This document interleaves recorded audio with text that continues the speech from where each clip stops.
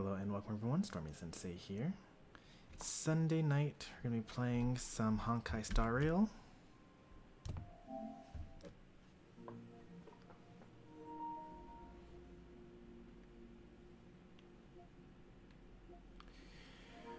Where we last left off, we had defeated Lygus, gotten revenge on all of our allies, came back for High Sealants, and we were about to trigger the Era Nova. But right when we were about to do so, something happened. I don't really remember what, but for plot reasons, we're now in the perspective of Cerydra.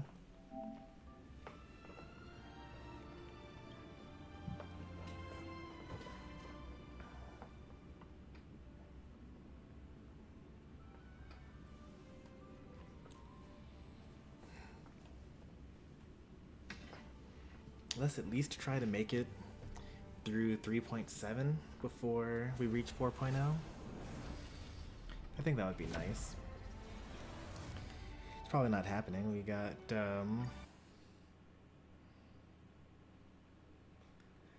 2 weeks. Is that right? 25th, 2nd. Yeah, I think we could probably do it. Might need to bump up to 3 Star Rail streams a week, though.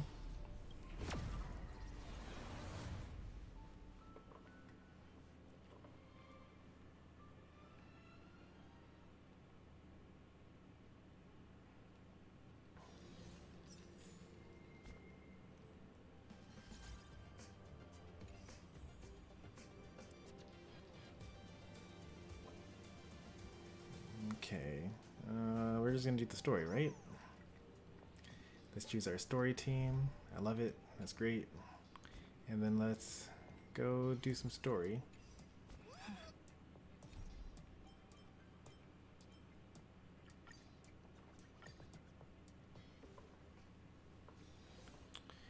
Alright, so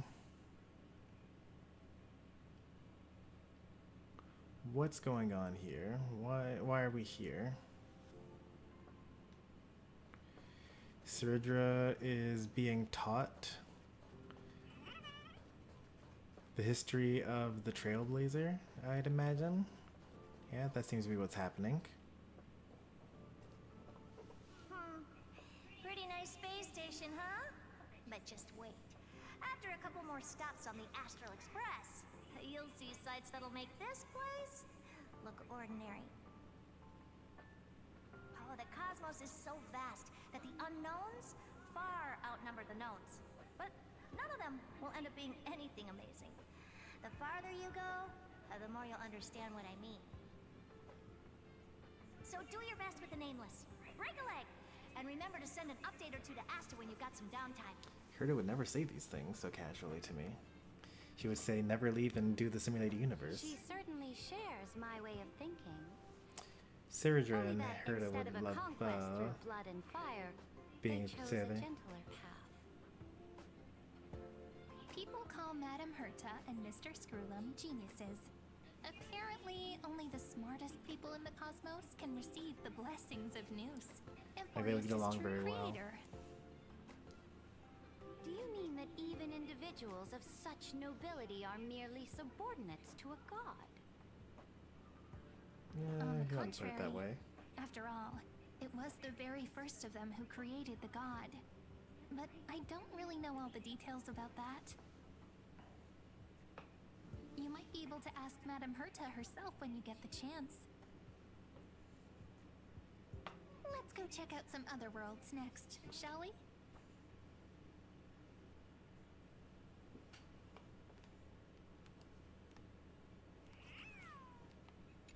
Oh, the cosmos is so vast.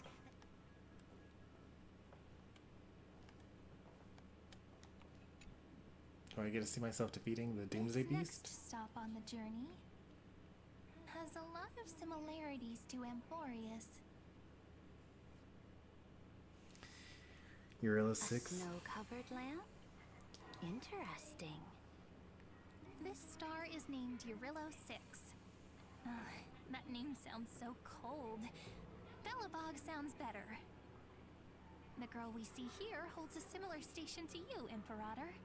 She's the supreme guardian of this world. A leader who took up the mantle of government during a disaster. I did not expect the Empress of this world to be so young. Well, her mother recently died, so... Well, your appearance isn't much older. The object in the distance resembles Encoder. Is it a weapon? No, it's called... Right! The Geological Reconstruction Unit. Just Giorios' Titankin? Disappointing.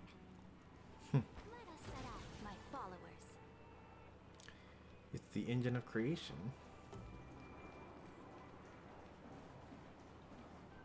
It's all thanks to you that we survived the crisis.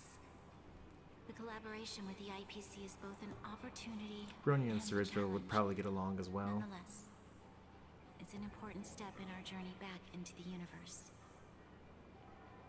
This world was sealed beneath its sky just like Amphorius was, and they only managed to reconnect with the stars when the Nameless arrived.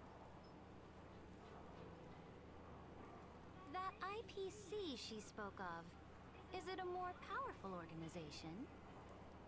Yes, the IPC conquered many worlds through trade, and opened up a vast territory that way. There are many such powerful alliances beyond Amphorius, and they all walk on roads different from the destruction. Well, she's trying to convince her. Coming back to the Supreme Guardian and her Belobog, didn't they find a peaceful way to enter the interstellar community?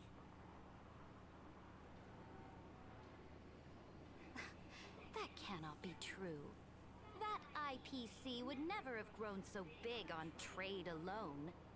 It may pretend to be a wealthy merchant with clean hands, but I am willing to bet that it grew fat on gory oppression and bloodshed. Its path of conquest must have had no mercy for the weak and would have destroyed them if needed.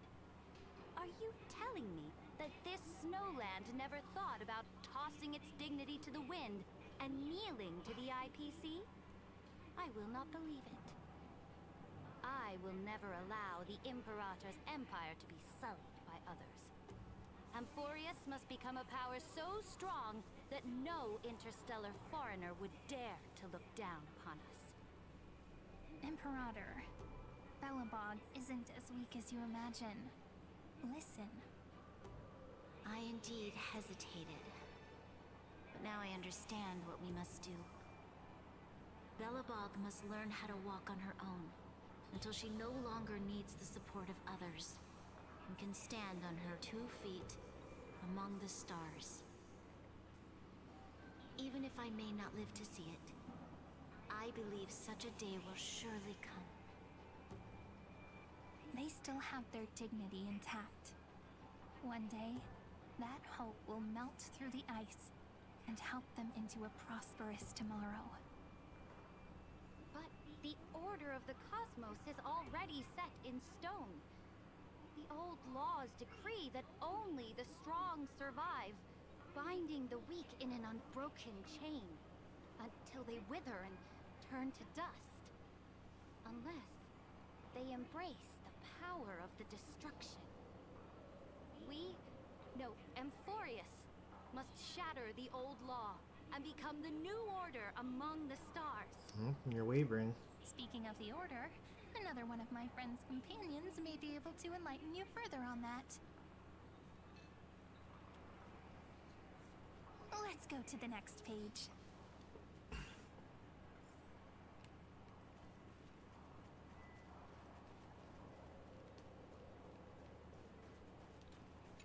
I indeed hesitated.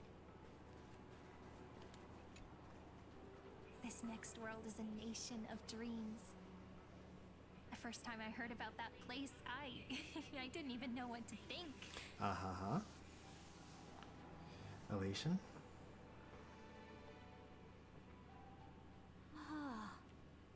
Such opulence does indeed evoke astonishment. This world is called Penacony, an eternal city built upon a land of dreams. It's also my friend's previous stop, where they went through a risky but exciting adventure. Tell me about it then. That man standing afar has wings on his head. I am truly curious.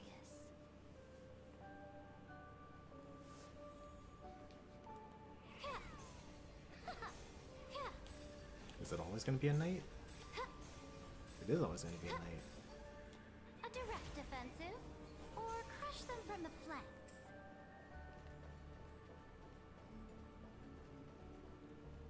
I wish to gaze upon the views of the Reverie Hotel one more time. I'll be just a traveler when I come back here again. And perhaps, through a traveler's eyes, even the things I once knew so well will feel strangely different. Penacony is a land of the harmony, where all dreams and hopes merge and combine. It believes in unrestrained freedom, and that's how it lost itself in shallow delights. Then, this young man before you chose to rewrite its laws, using the power of the Order, hoping to shape a dream-bound paradise of perfect happiness. Yet, the paradise of my dreams remains far away. Perhaps a brief journey with the Nameless can show me more possibilities in my search for paradise. As for what Penacony should look like, it'll be up to her. No. Up to their trailblazing now. Oh, it sounds like this ideal kingdom is no more. That's right. The people chose to wake up at the end. You can't see tomorrow when drowning in sweet dreams. This individual's law acknowledged only gods and constructs, leaving no space for humanity. And yet, the fact that he could accept defeat and resume his journey shows a rare self-awareness and clarity of mind. You are also very self-aware, Imperator. Then you must know that the world promised by the destruction also has no place for humanity. I am indeed very aware of Lycurgus's honeyed words of deceit. I have seen enough. Take me back.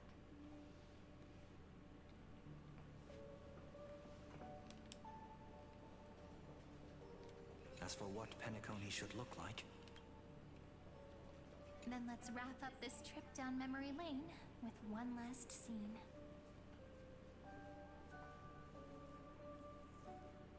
This absolute wonder. Isn't it pretty? That's our Emporius. Our world flows and meanders in this endless band of light. Though we were born from the designs of the gods and are not yet truly alive, the Chrysos heirs of Emporius still chose to stand against fate and carved a legend no different from that of humankind. Will you really renounce the heroes in this world's previous 30 million cycles, Imperator? Including even yourself. Will you bow to brutal destiny and allow that puppet master named the destruction to have their wish? I know what you want to do, sidekick. You want to use that deliverer's memories to influence me and tilt the scales of law toward her and the two geniuses. That was very obvious. Did not need to be said out You loud. really saw right through me, Imperator. How can one rule an empire if one is incapable of understanding people's minds?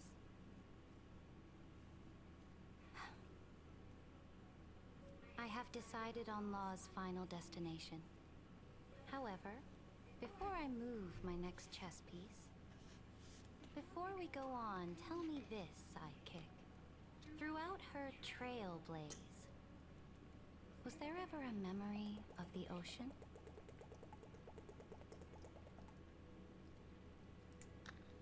The ocean. My cradle. My home. Only if you count the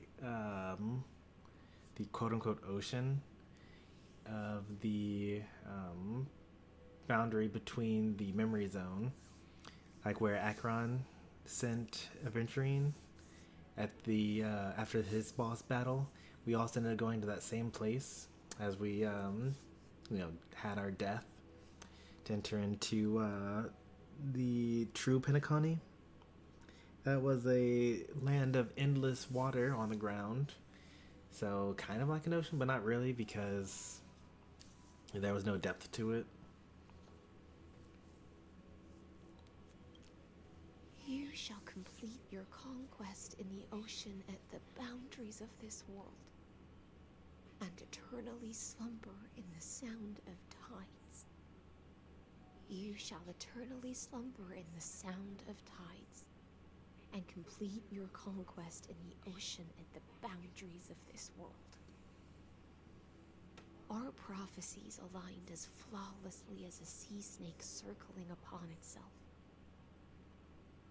An elegant loop, like a joyful hymn, like the circulating ocean current, like our two fates, like Amphorius itself.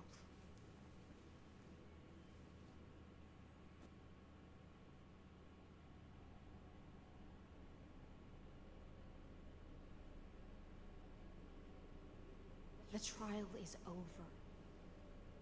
So tell me, who will own the divine authority of law? I won't give it to anyone. What? I am the law. Why should I give my imperial crown to any other? Both the Deliverer and the Theoros came from beyond the sky. They have no right to interfere with the lands I conquered with my own two hands. The law of Amphorius shall be determined by Amphorius's master. What exactly did you see in the trial? Everything. I saw everything regarding the rules of this world's operation. I saw the laws of extrapolation that Theoros spoke of.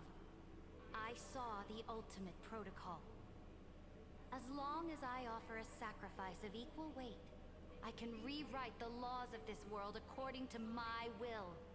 I can turn good into evil, ugliness into beauty, and weakness into strength.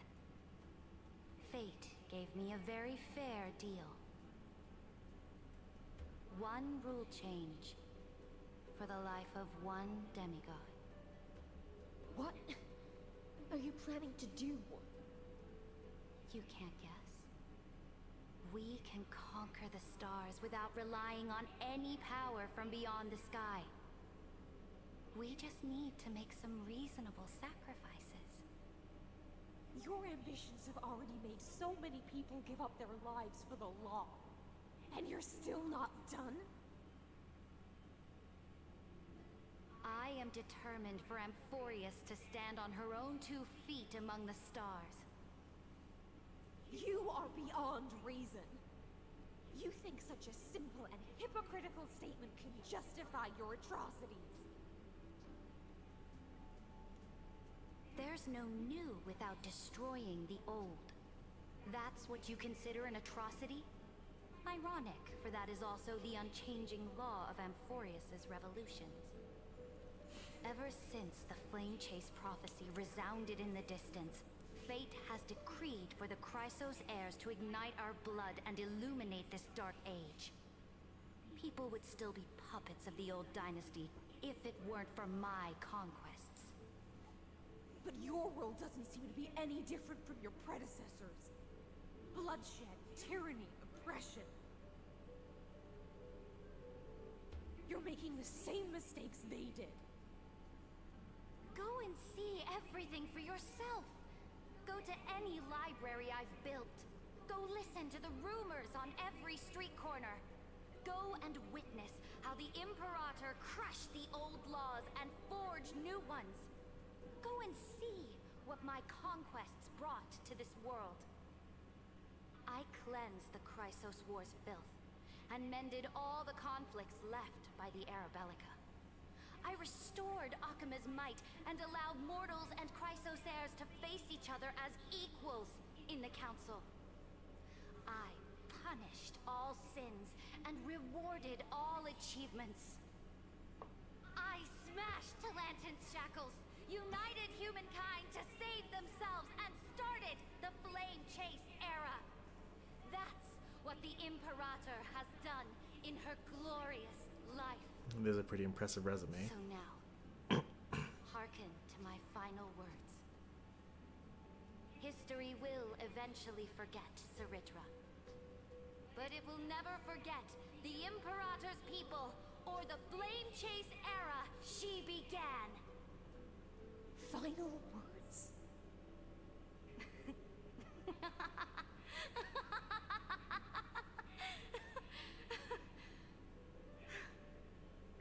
One day we get Amphorius life. is about to be destroyed. There's no time left for pointless debates. There is only one law I want to overturn to aid the final battle of deliverance. So I will only offer the life of one demigod. In the name of the Imperator, I command you one last time, Electra. Either sacrifice yourself for conquest, or pierce this tyrant's chest with your sword. Wow. Thus, the Imperator concluded her final speech.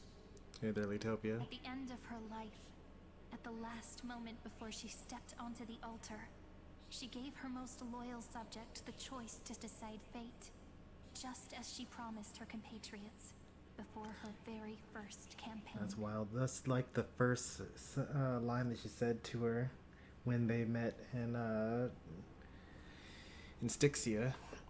And it's like also the last thing she commanded. I kind of was wondering what could have caused Hysolence to kill Cerydra, but it was actually a command of Cerydra to have her slay her.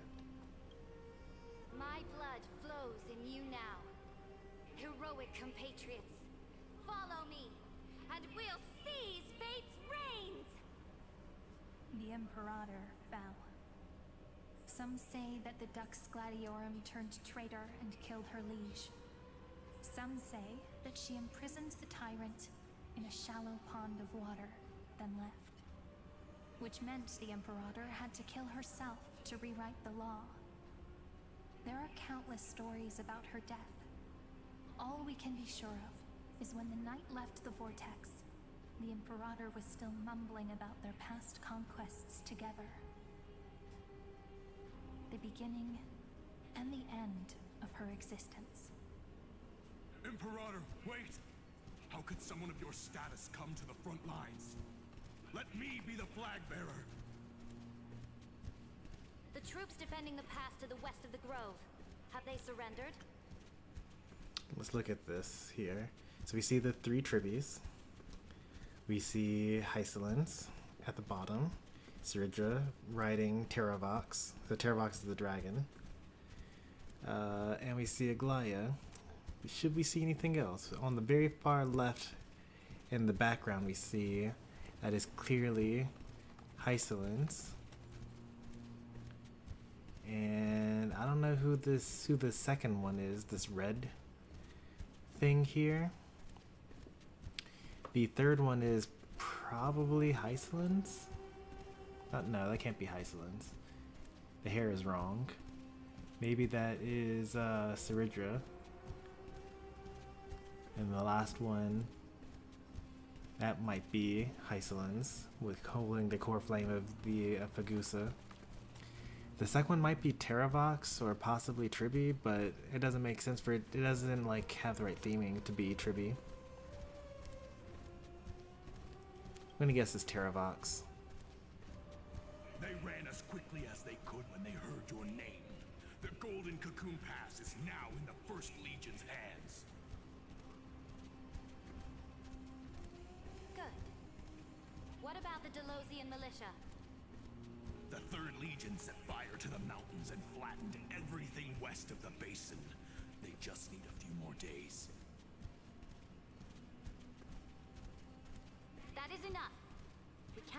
hard to miss an opportunity for victory. Lastly, how many Lydonian cannons are left? They are no more. The 2nd and 4th legions have destroyed them all. Very good. They now have no way out, no reinforcements, and no artillery support. We will be able to liberate the Grove of Epiphany in the blink of an eye. We will launch the final charge 1 quint after the curtain fall hour tomorrow. Remember, as long as the Alliance's flag still flies on my shoulders, you must keep moving forward. Take no prisoners among the enemy soldiers. All sages who resist are to be captured and tried according to martial law. And do not destroy any books. Now go! Notify the entire army. Understood. Those who are resolved to die, we salute you. Reporting in. The mountain dwellers are resisting fiercely, and the legendary mountain breaker has personally engaged in battle. Oh, that's 100% Formations are nigh Terravox. impenetrable. Yeah, so you can see it more clearly now that the guy is surrounded by dromuses, so that's definitely Terravox, who we've never met before. We're also now missing Terravox in the background, or not in the foreground, I mean.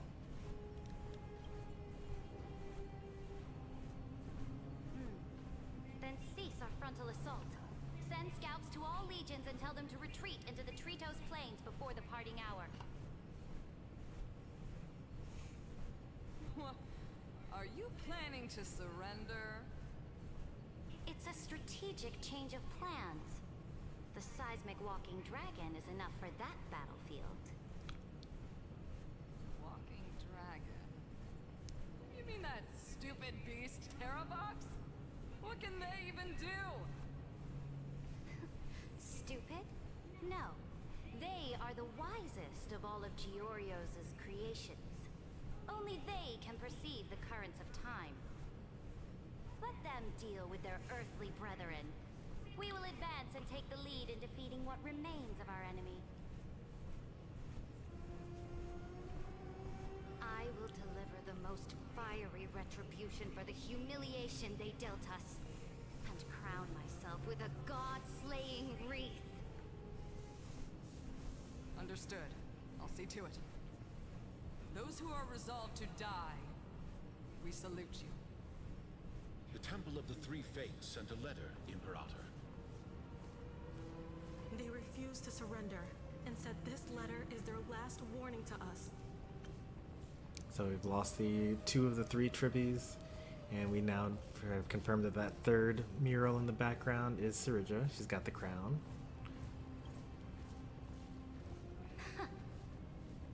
Tell the commanding officers not to launch any attacks unless they receive the Imperator's handwritten approval. Disobedience will be punished by death. Oh, what are you doing? The priests of the Three Fates aren't soldiers, but politicians. Do not mistakenly believe they don't have a plan. These dying pests will wring out every idea from their brains, all for short-sighted gain. They are much shrewder than we are. I am inferior to them in that regard. They also have the prophecy to wield as a weapon, something I am not blessed with. Launching an unplanned attack will only disadvantage us, as all of Emphorius will judge our actions. Which means, I will be heading to the battlefield myself, just as I have always done. This time, however, I will go alone. I will conduct secret negotiations to ensure fate is on our side. Understood. The legions will make their preparations. Those who are resolved to die, we salute you. Why are we not allowed to march out with the army, Imperator? This will be a long voyage with no return. Those of you who bear the prophecy cannot come with me. Why are you personally leading this battle if it's doomed to fail? The Flame Chase journey cannot be without a leader. That is correct. The Empire will be without a head when the Imperator falls. But remember, as long as you seize the right opportunities, even a chaotic game will remain winnable. My departure will create a long staircase for you. You will understand what I mean when news of my death reaches your ears. Cerydra, is our journey about to be over? Destroy the old laws and forge new ones. My conquest has reached its limits within the borders of Amphorius. Since the prophecy already decreed that the Imperator would never conquer the stars as she wished, I will bow out here and try no more. More Chrysosairs bearing divine authority will be born, and many more heroes will arise.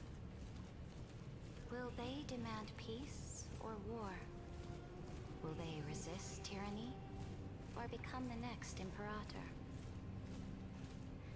I do not care. The children of the future will decide for themselves. Do not mourn for me. Anyone can kill the Imperator, but the only one who can truly destroy her is Cerydra. At the end, I faithfully recorded the most important battles in the Imperator's life. Her conquest was about to be completed at this point in the story. However, for some reason, a memory suddenly entered my mind just as I was about to put down my pen. It was a journey on a fantastical train. I had the honor of having a heart-to-heart conversation with the Imperator under the stars, and I asked her this question at the end of that discussion. How do you want history to remember you? As a hero who gave up her life for the flame chase? Or as a tyrant? She answered so quickly, as if she had made up her mind long ago. I would rather be forgotten than be defined.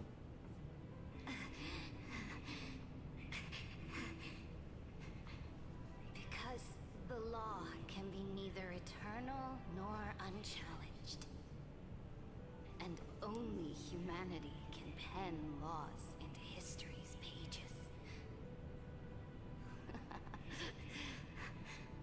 Now, I have shattered the greatest law of Amphorius. What law does she break? The game is nearing its end. Dux Gladiorum. Even though you killed the Imperator in the previous 30 million cycles, this time you finally found your own law. Then High Sealants, Electra.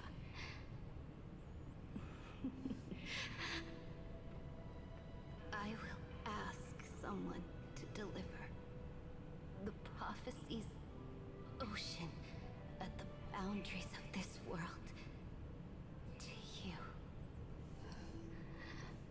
Will you choose to swim into that ocean? I do not care. Do not care.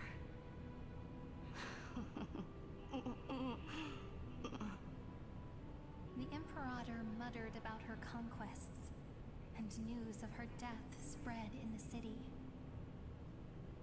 Freedom! Liberty! The tyrant is dead! Go! Shout this news in the streets! My people! My fellow elders! Do not panic. Stand your ground.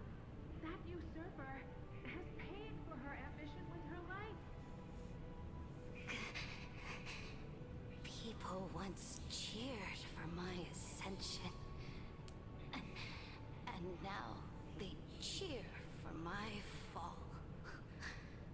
No matter. I am fine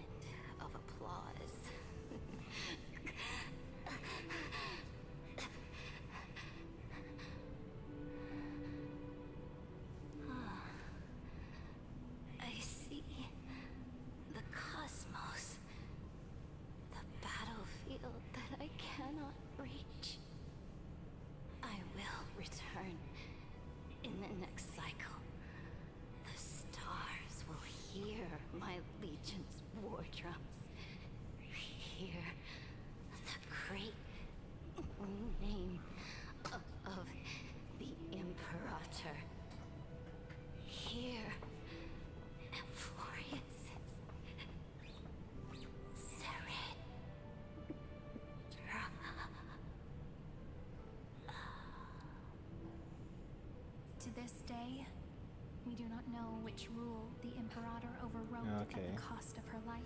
So we don't know. Perhaps the truth will only be revealed at the moment of checkmate, just like every chess game she ever played. We only know her death inflamed Akama. On one side of the city, those who defended liberty toppled her statues to the ground. On the other side, her supporters put themselves between the masses and her monuments, declaring loudly that the Sovereign is still among the people. It is said that golden blood congealed into the same letters everywhere they fought. It was the name borne by Akama's first and final sovereign, the Imperator Cerydra. But the one who bore that name did not see any of this. Her gaze was cast far away, and the sound of tides in her ears drowned out the people's cries. What was the Imperator thinking about in that prophesized ocean at the boundaries of this world? In that shallow puddle of stagnant water? Was she reminiscing about her past conquests? Or repenting for the millions? I didn't know that there were millions chase? killed for the flame chase. It was neither. The Imperator only saw how the surface of the water gleamed like that crude chessboard, dissected by light and shadow in the afternoon when her teacher played against her for the first time. Look at this chessboard. What do the pieces look like? They are strangely beautiful. They look like the stars in the night sky ablaze.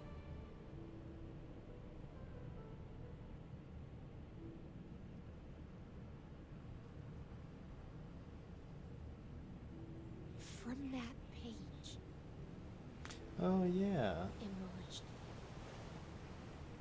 an ocean. Yeah, I did actually. There are oceans in Piacenjo. So pure. Not a single trace of corruption. Where the Vidyahara Is this go through their resurrection cycle. Electra, my subject.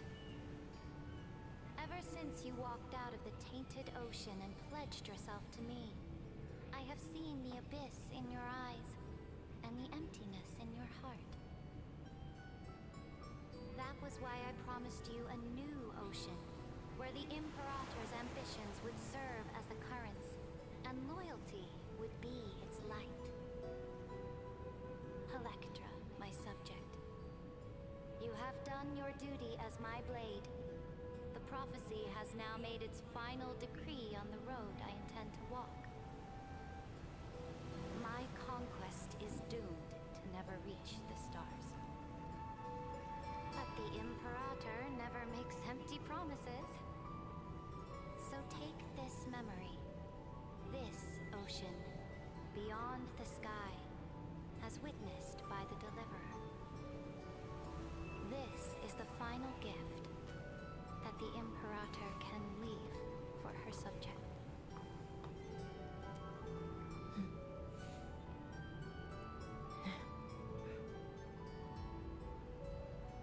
When I was still a fish in the ocean, I always felt so genuine swimming through the waters.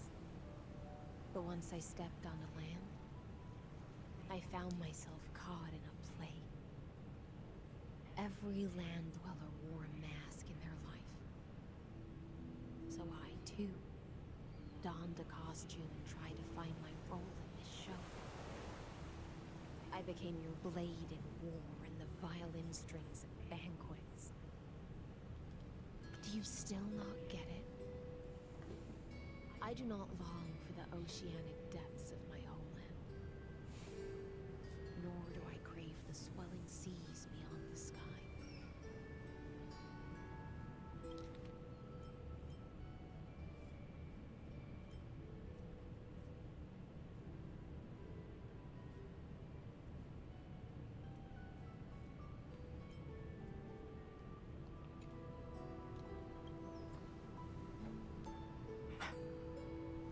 Perhaps even I don't know what I want. I still don't know where I should swim to even at the end. But I know one thing right now. A fish is simply a fish. And she can never leave the ocean she's in. But whether under the ocean or on land, we two prisoners who can never escape this cave can still look outside the cave and see the stars. I have to admit, the 12-factor simulation of life in this experiment has far exceeded my expectations. Make your choice then, senior society member. Do you want to keep walking down the wrong path and be remembered for your incorrect conclusions? Or do you want to return to the audience's seat and give yourself, Amphorius, and the entire cosmos a more fitting end? I must refuse. A dead man never fears death. Did I not make myself clear? Have you forgotten about our dear Lord of Silence? You wouldn't want her to consider your 8 other clones as cancers within the erudition and chop them all up, would you?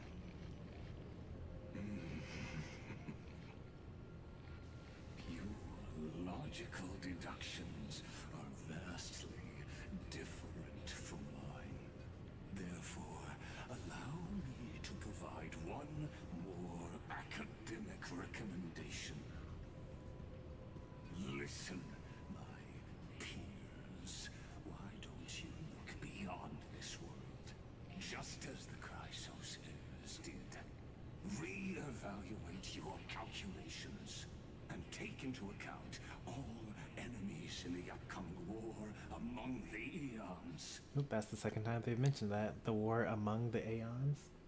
They first brought that up at the Xianzhou when Fushwen read our prophecy. Said that we were going to be a pivotal player in the war amongst the Aeons. So it was either Fushwen or Kafka. Both of them have powers to see into the future in their own way.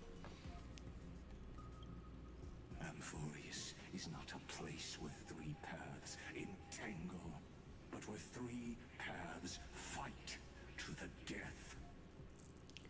You used Memoria to resist me, but did you not consider the possibility that the Remembrance and their children might have taken this opportunity to join the fray as well?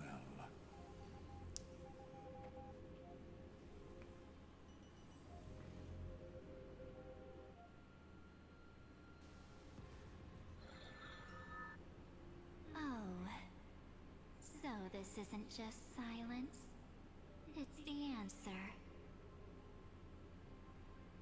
What was the last thing she said to you before you parted the waters at the Scale Gorge waterscape? A tricky question, but one with a simple answer. She didn't say anything back then, right?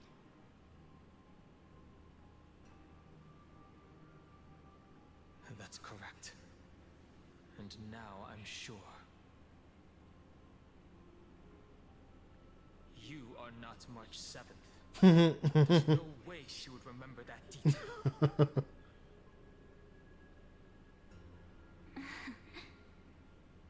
I'll only warn you once. Leave her body. Now. How impulsive. That's not like you at all. Why don't you calm down and think about another possibility? I didn't take over March 7th's body. She took over mine? Rather, it's March 7th who regained my memories.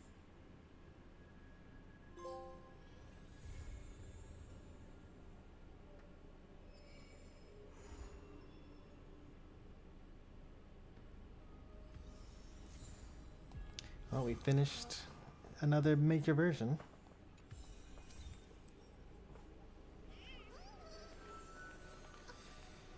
47 minutes. I really thought that was going to be the end.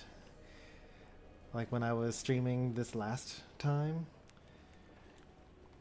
But having 47 minutes of uninterrupted storytelling right afterwards, that's pretty rough. I am low on resources right now. Do I start the next one?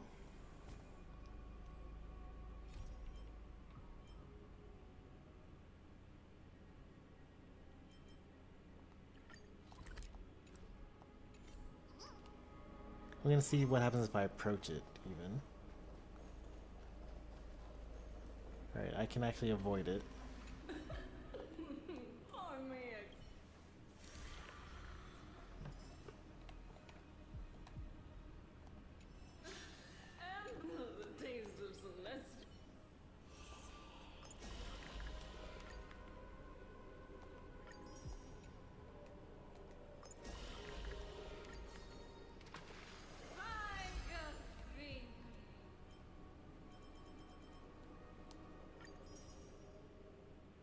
Nice.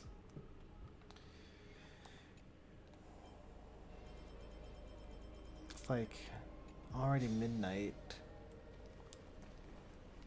I do have work in the morning, and this is a really good spot to end since I'm all done.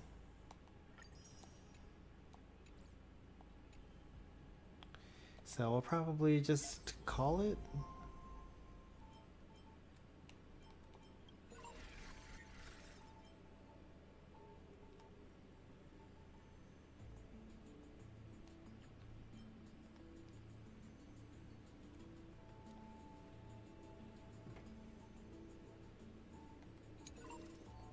Hey, Cheesy. Yeah, we just finished like a major story portion, and it's gonna take like the next one's probably gonna be like 13 hours long or something like that.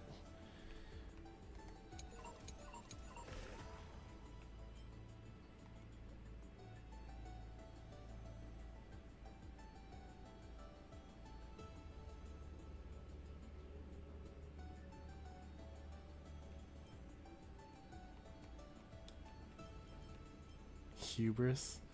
Is that supposed to be Cerydra?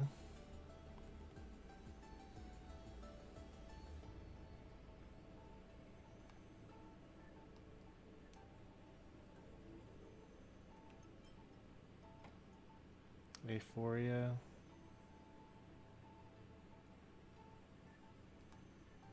Is that supposed to be Hysealens?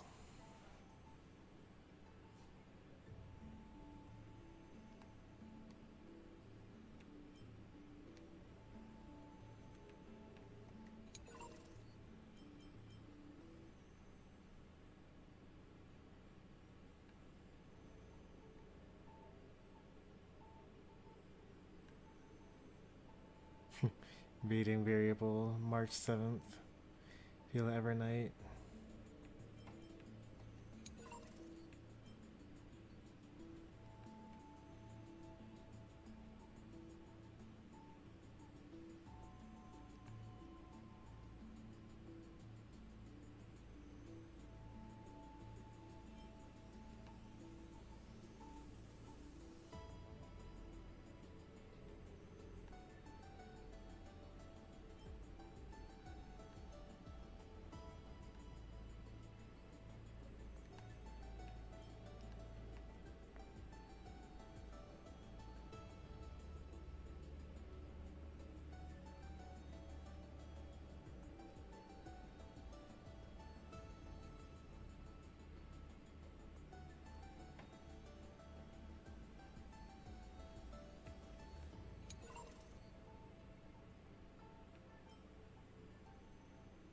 Okay, thought so. Hubris is Cerydra.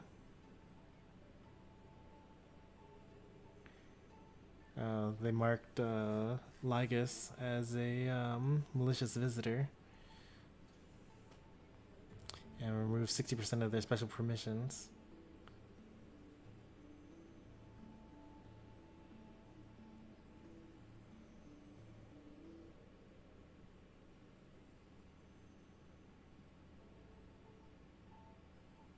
Oh, so the rule that she made was allowing her and Screwlum to change things.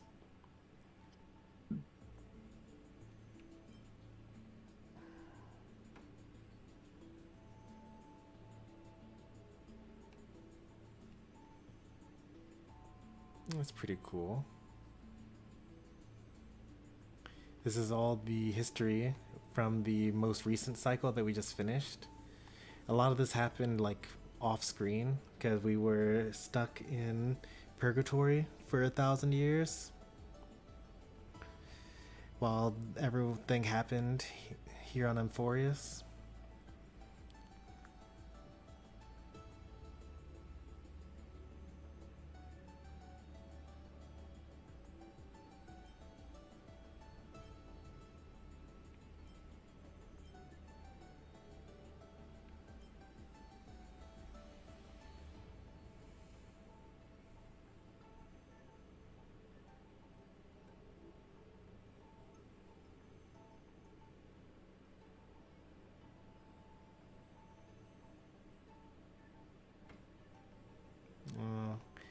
It looks like eventually Lygus figured out how to get around the issue.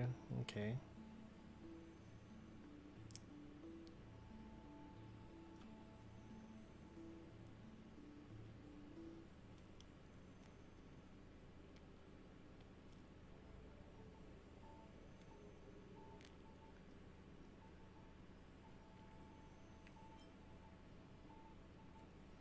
I like that. Forced them to cease responding. And further up here where Hubris says like at the cost of ceasing to respond itself. Like they can't just say die or kill apparently. I guess maybe because they're just programs, maybe that's why, I don't know.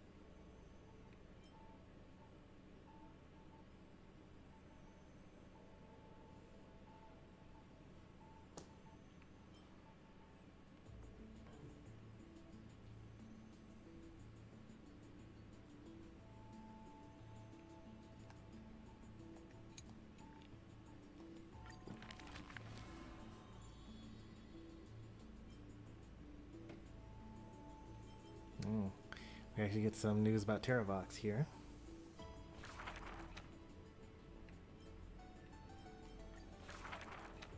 I usually skip through these. But eventually we will read through all of them.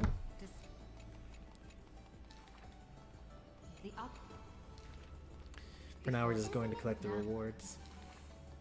There one man. No purse. When Is the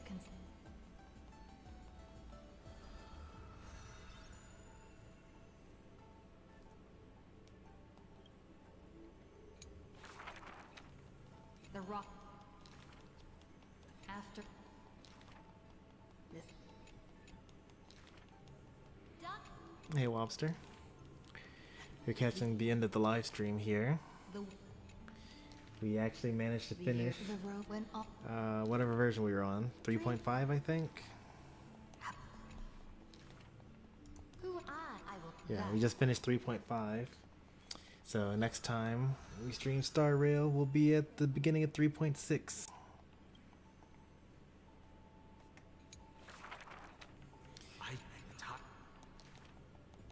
A vengeful.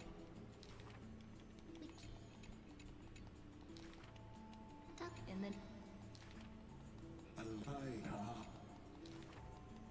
and for the eye cheek she can, but please just up now for sir.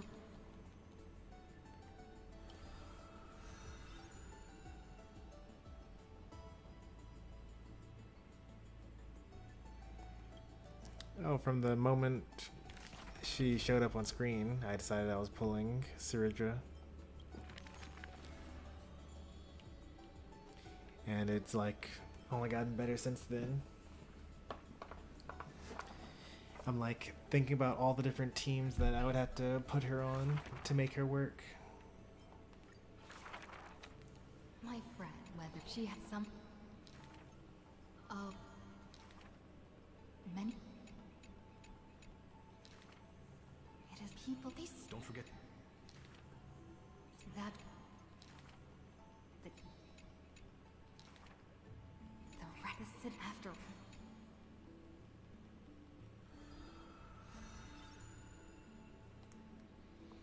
I don't have any of the characters that she specifically works really well with, but I can make do. I have Archer.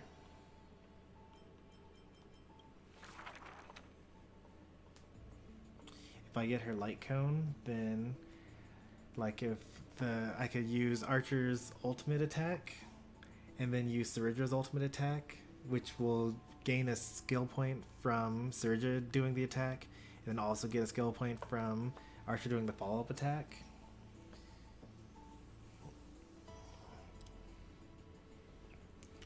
So like that will kind of ease the burden of the skill point generation for Archer.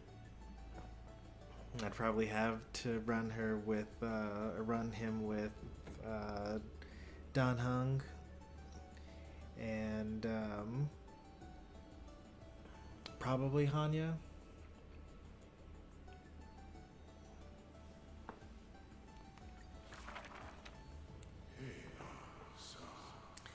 And then I could run her with Hycelins. She gives her speed and occasionally gives her double skills. So then the team would probably be Hycelins, Cerydra, Cyrene, Dan Hung. Because then I have two sources of the what's it called, damage, of attack boost. Two sources of attack boost from Cerydra's skill and from Dan Hung talent.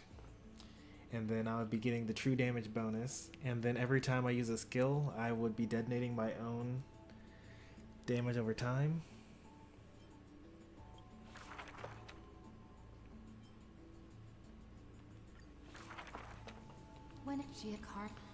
And whenever I do my double damage over time, or my double skill, then I'm detonating twice. After the sword cut somehow. This what else the yet.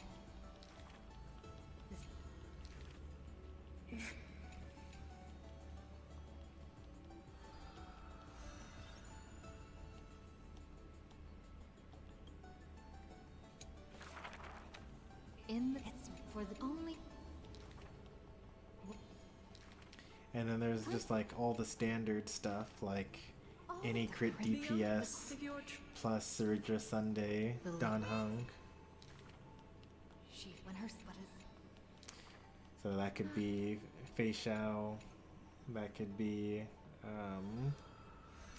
Ratio. Actually, it can't be Ratio because no one's doing debuffs there.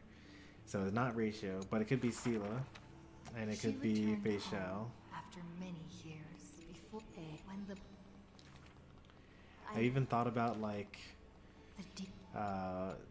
Jingyuan. So Jingyuan, Sunday, Cerydra, Danheng. Because sometimes you don't have enough energy to get 10 Lightning Lord stacks. Like you end up with 7. But if you do the double skill, then you can at least get 9. So it would be... because the first time you always get 10. When you first go in is 10. And then you get 10 the next time as well. But then the time after that, you only get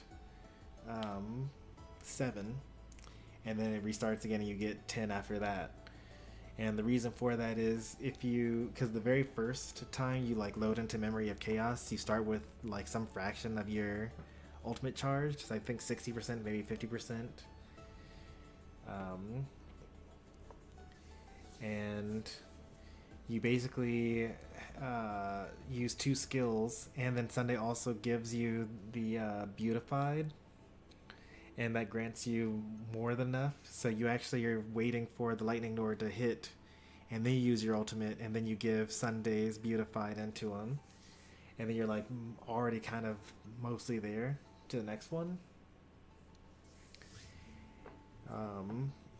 But eventually you're starting to use your ultimate in order to go from 7 to 10 Lightning Lord stacks instead.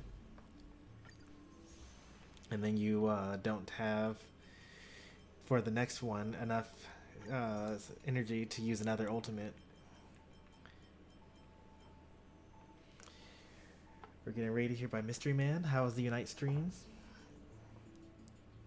I can't get banned here. Was Demon banning you in the other chat?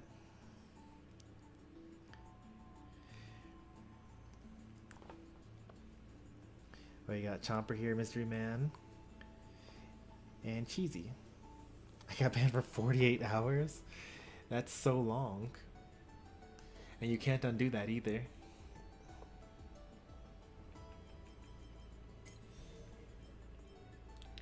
Read all chapters. I'm getting close. I'm almost there. I think Terravox is the last one for me to finish. No, that's not true. I also need to finish Evernight as well. Maybe all of them have 5 actually.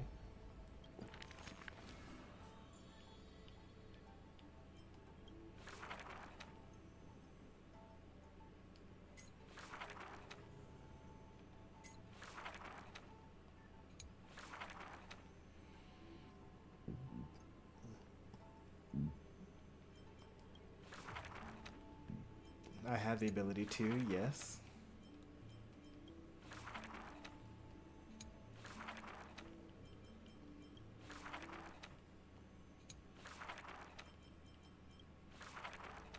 Oh, everyone else's stories are actually completely done.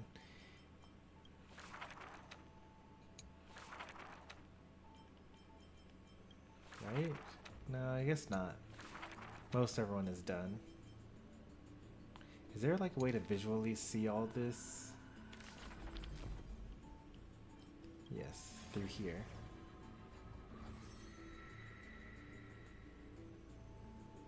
So Hycelins needs 1 more. Cerydra needs 1 more. Some of these are lit up, and I don't understand why.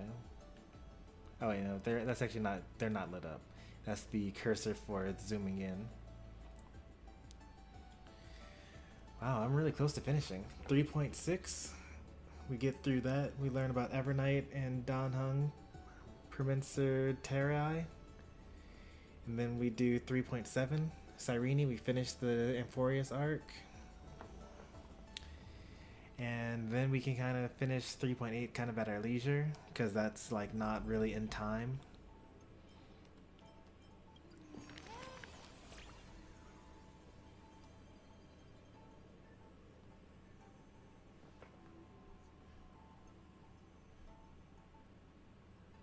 The sibling duels, yep.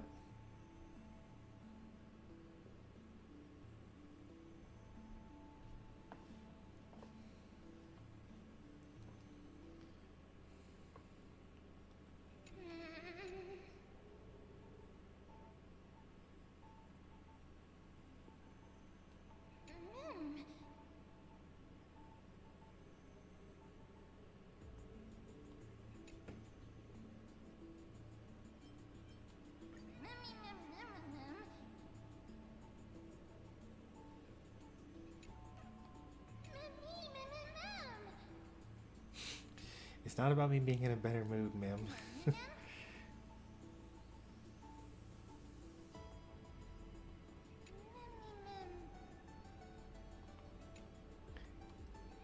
No matter how many nice things you say to me, I'm gonna keep rejecting.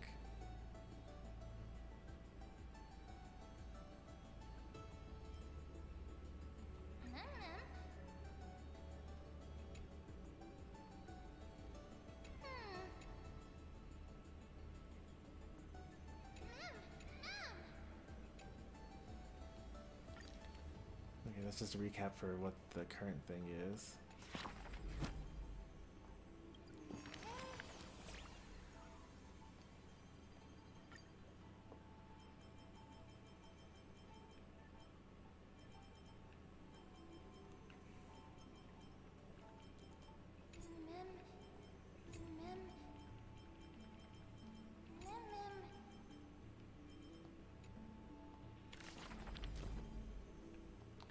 I think that I've cleaned up all of as I've written.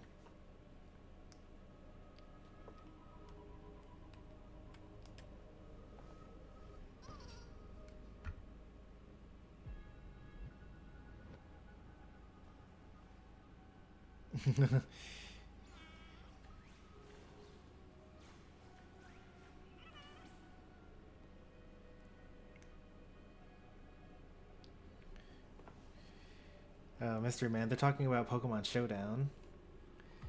You know, like Smogon, where you kind of like the Pokemon Battle Simulator, which is soon to be replaced by Pokemon Champions. I'm actually pretty excited for Pokemon Champions. I'll probably actually play it. I hope that there's a port for Switch so I can like stream it, but more than likely they were not going to do that.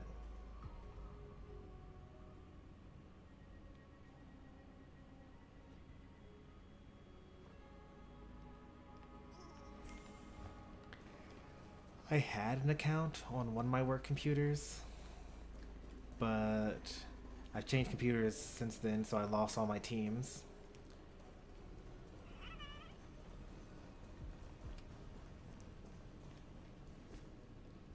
I tried recreating a couple of them on my home laptop, but if I'm home, I'm not going to play, what's it called, because why would I bother?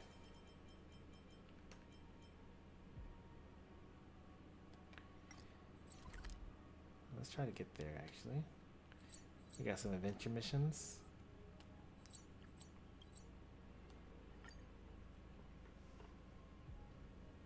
I think Showdown will be better. Yeah, I think that's pretty reasonable to think.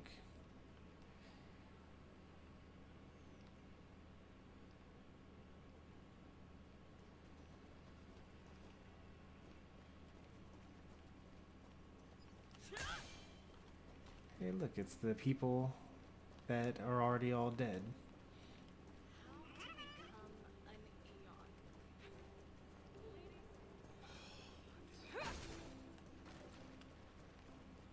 So the drill master who once taught me swordplay is now teaching music theory? I just like not allowed to destroy this thing?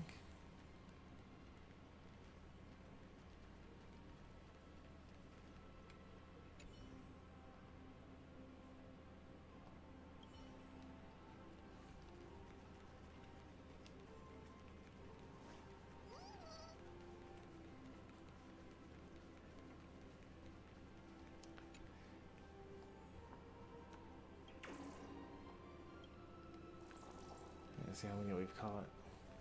8 so far. Are there 10 or are there 20? That's kind of important. There's only 10. Okay.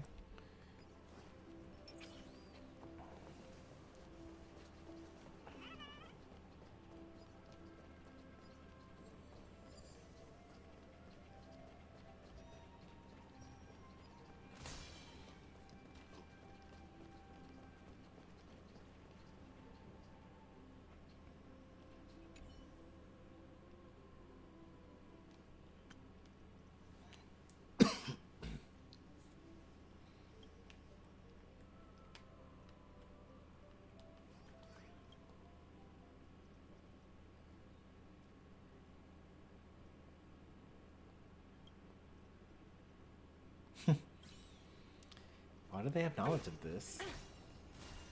They really shouldn't have knowledge of that.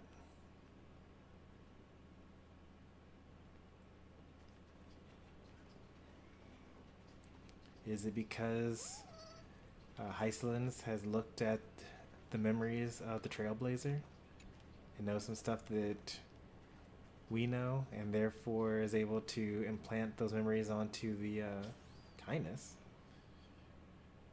the converted cleaner? And now I know for sure this place is all fake. I know the Kindness is more of a title than a person.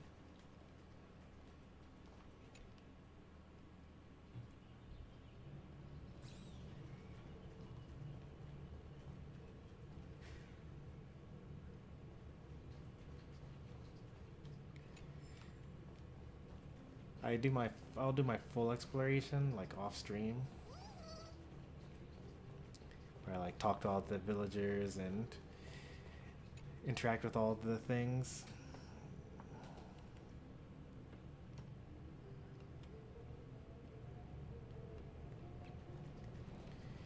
Is Mystery Man planning a Pokemon Showdown stream? Because you can't go live just to show the one replay and then get off of Showdown. Like, surely people are going to want to fight you.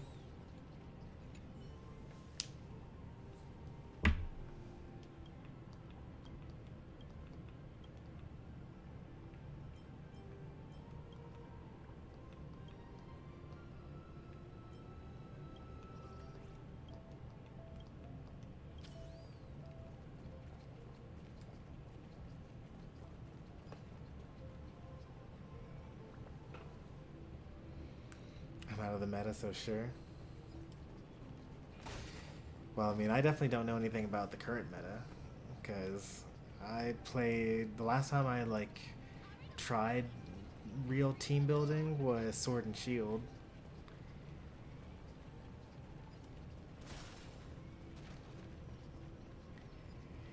And they have like, oh, ZA probably isn't on Showdown at all, I would imagine, since it's it's not even turn-based, it's just like action RPG. So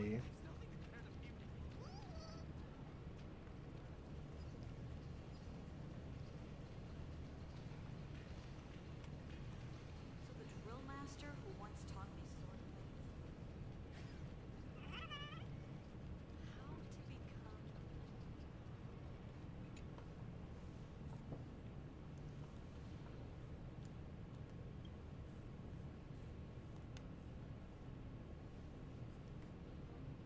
Are you planning to confess to him?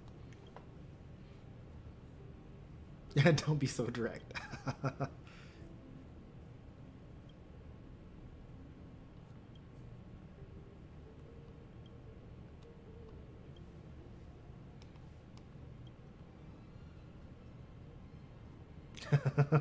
I'll seriously find a crack in the ground and crawl out and never come out again. Man. It's a shame that she has like no importance whatsoever to anything at all.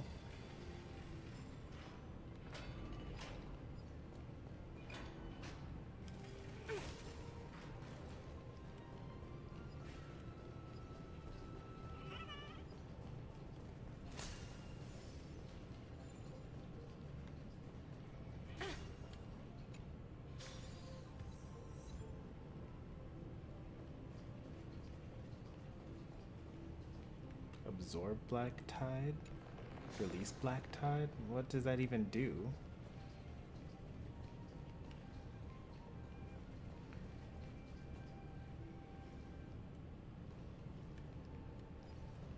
Maybe if the time was...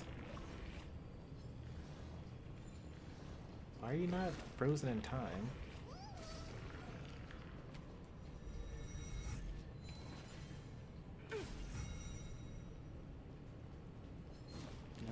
Nothing?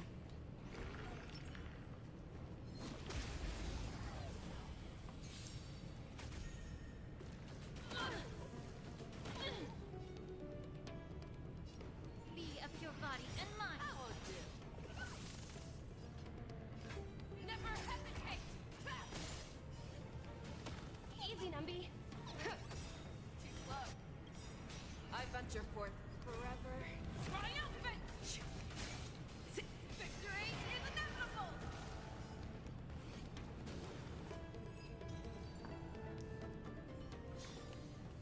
Yeah, it's over already. Fast enough for you.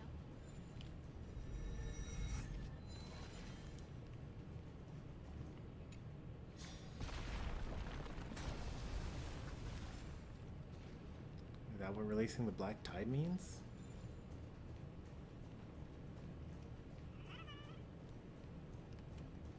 I feel like I should be able to squeeze under there still. But okay.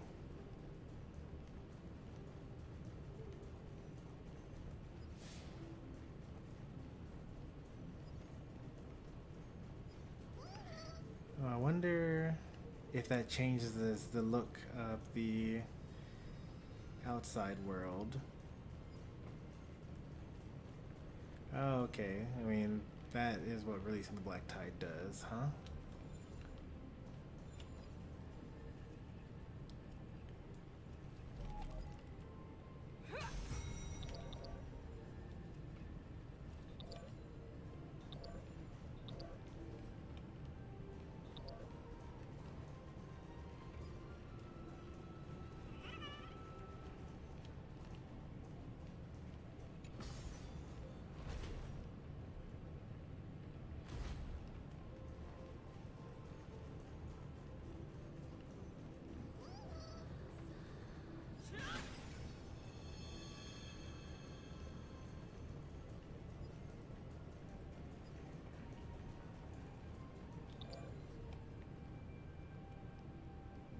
Okay. Well, the miracle orb is all the way on the other side. So, how am I going to get there? I could teleport? I cannot teleport. Okay.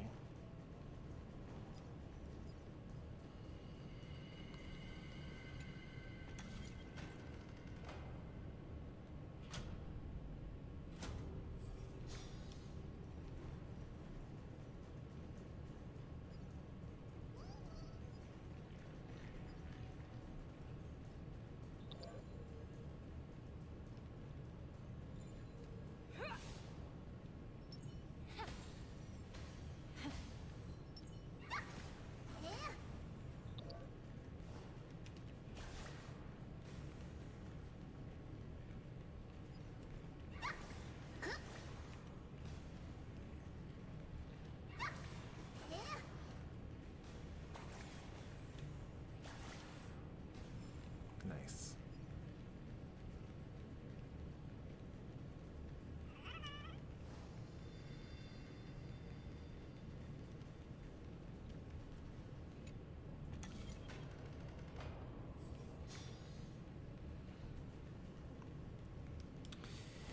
I do unfortunately work tomorrow, but daycare is closed tomorrow.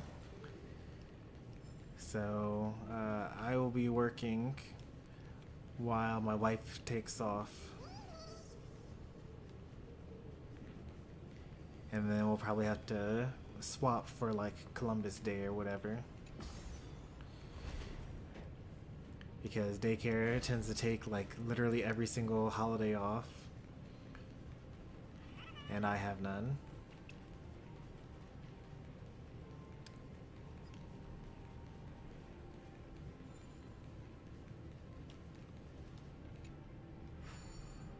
Okay. It was right there the whole time.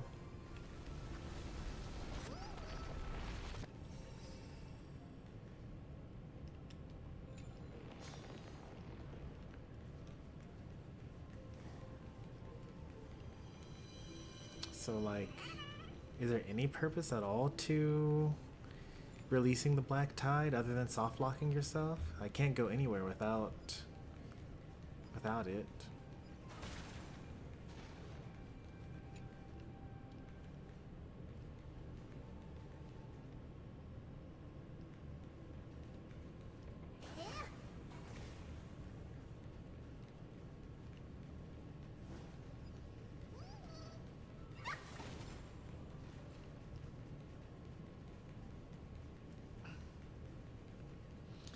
When was the last time I saw a trotter? I see them pretty frequently in the repeatable missions, like the roguelike version of the game, Divergent Universe, and Currency Wars.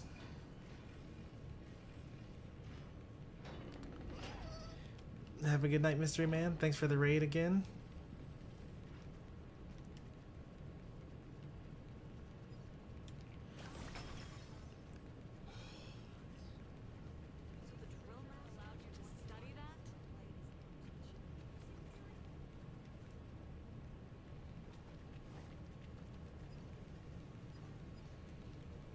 I'm sure what you're asking is when was the last time they were in the overworld, but there's a different overworld thing on every map. So in this map, it's actually the spirit thief Bartholos, which is probably about equally and probably even more interesting, I say, than the trotter. Trotters are definitely better than the trash cans from Emphorius, though. That was kind of the worst gimmick.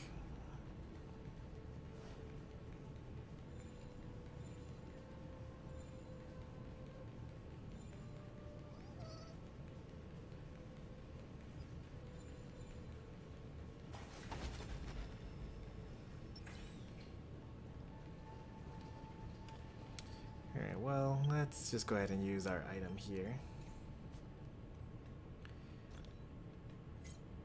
Figure out exactly where these things are. 5 standard passes, 162. I should really go back to the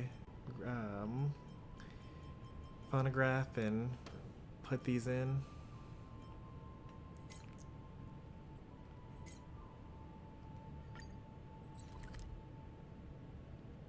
Okay, well that's just like at the end of time, sure.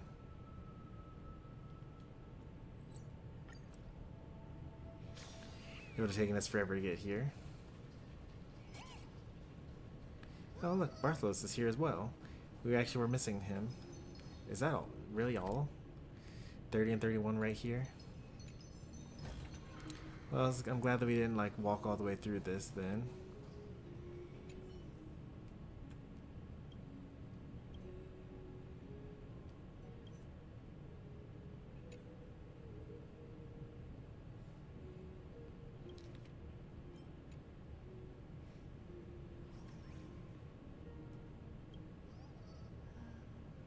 We're about to fight.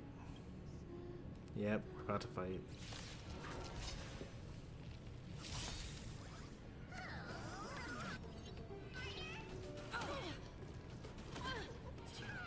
May the foul stench dissipate quickly. Yeah. The truth burns. Everything in this world is bleeding.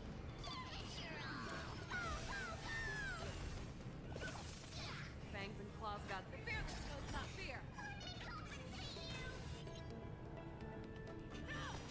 Let the valuation begin. I venture forth to hunt forever. Triumphant! Check.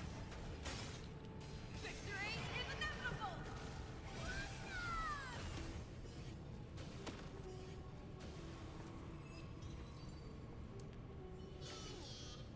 Project wrapped. Hey, you're not frozen in time anymore.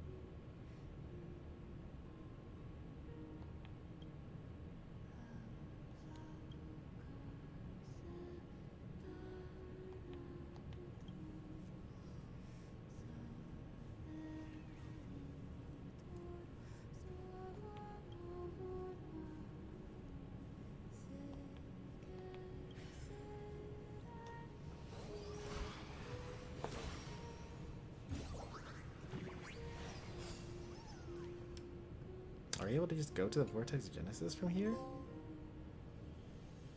I am able to go into the Vortex Genesis from here. Am I able to go back from the Vortex of Genesis though?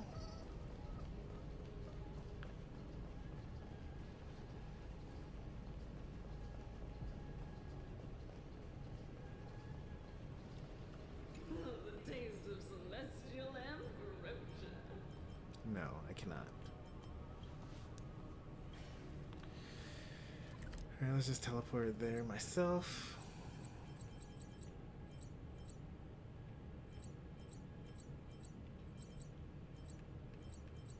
We've gotten every treasure chest so far, right? Yep, nice. Well done, us.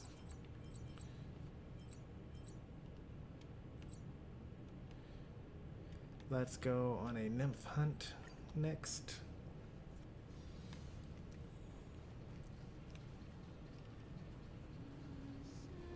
Unsurprisingly, here's one of them.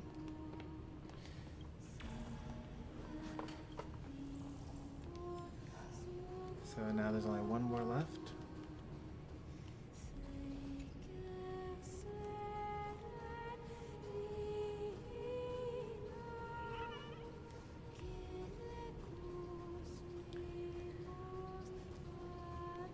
So really that means that we only missed out on one nymph this whole time, because everywhere that we were allowed to go we got everything, and the only time that we didn't get everything was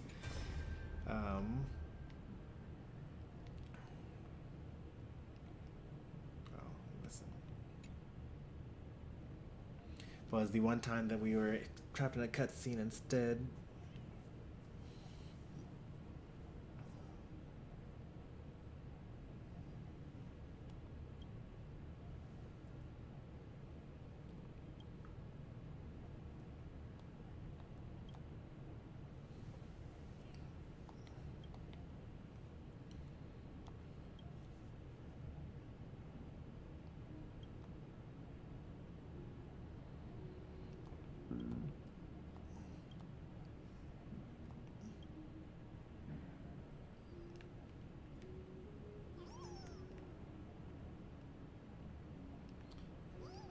We also need to find another mystery crystal, because presumably Cerydra also has a past version of herself for us to talk to.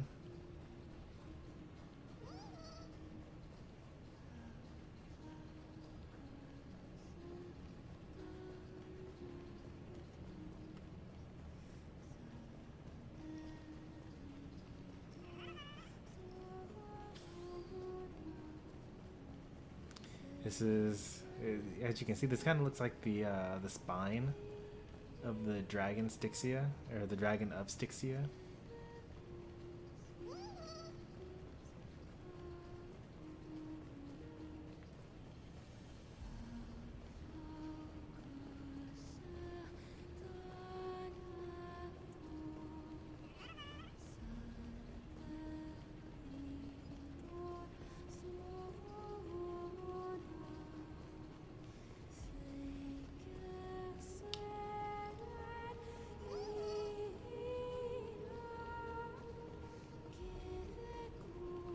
Not seeing any nymphs. We could just give it one of our memory shards, but we've done so well without them up until now.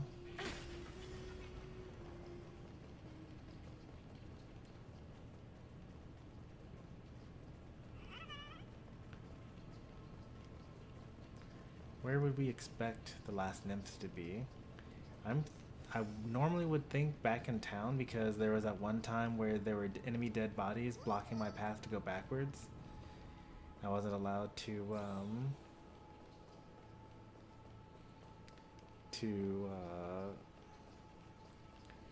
properly explore or whatever. But we just got through exploring all that area and I didn't see any extra nymphs around.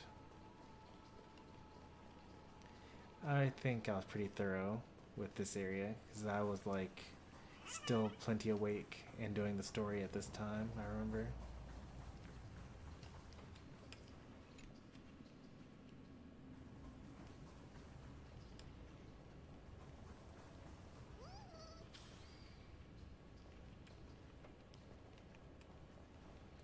really like this area.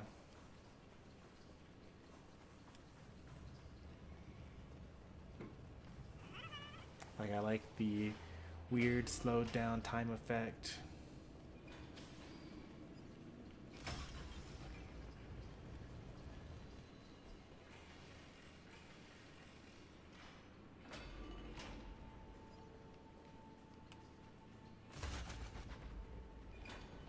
Are the enemies also slowed down here?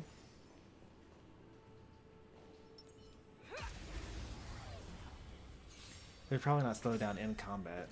If I were a little bit weaker. So I have this talent here where if I get hit, if I'm at 60% of my health by getting hit by an enemy, then we get an emergency Fuyuin set up.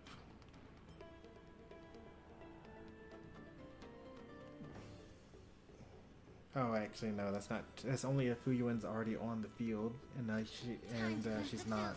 That won't do. The fearless knows not fear.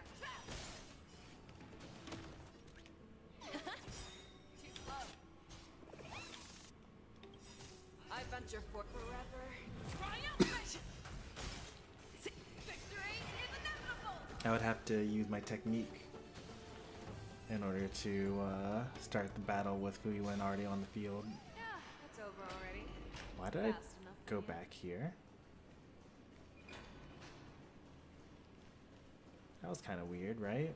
Also, we're in a different time space than before, right?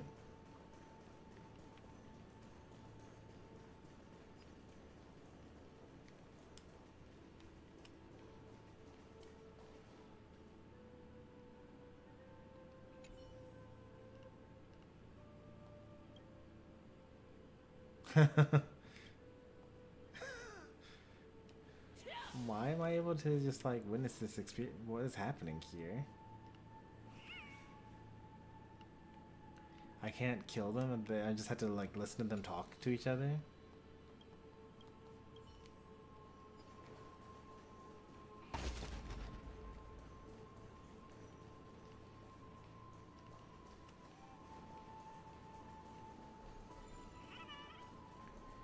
I guess it wouldn't have taken that long. This is where we first gave up and said, let's just find where the thing is.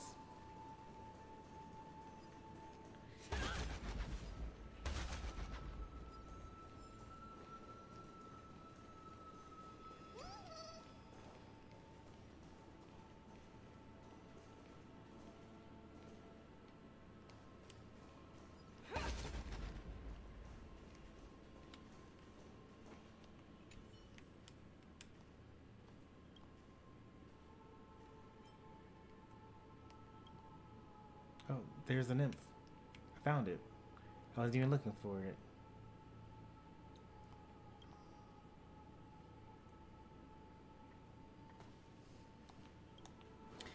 Then maybe we can do the prophecy.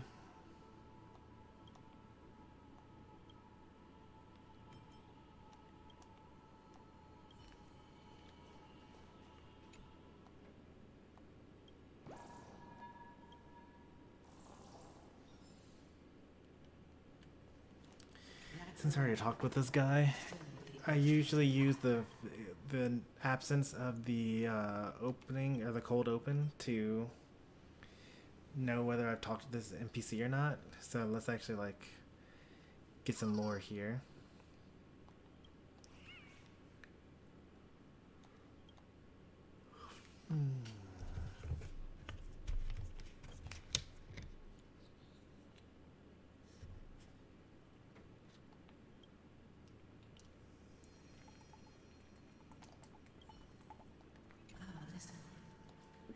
The sounds of the waves are even more pleasant than before.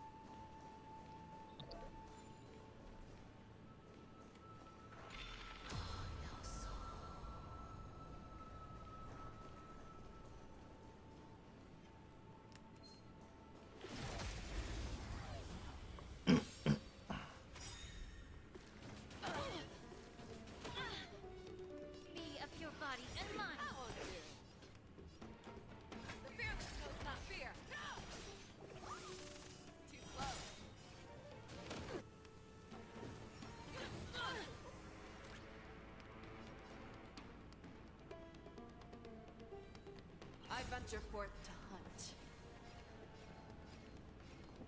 Forever triumphant! Victory is inevitable!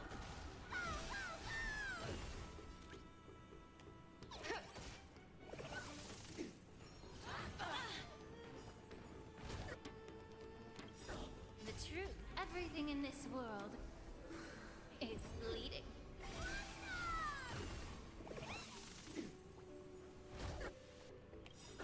The market is unpredictable. Investing in victory means playing the long game.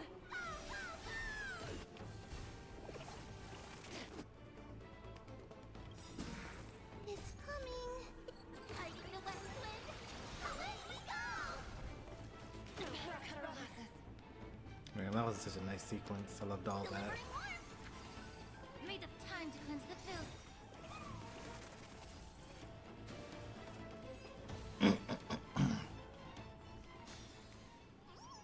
It's over already. I know that we don't do enough damage. That war filled the ocean with laughter. But I like the flow of combat with this team.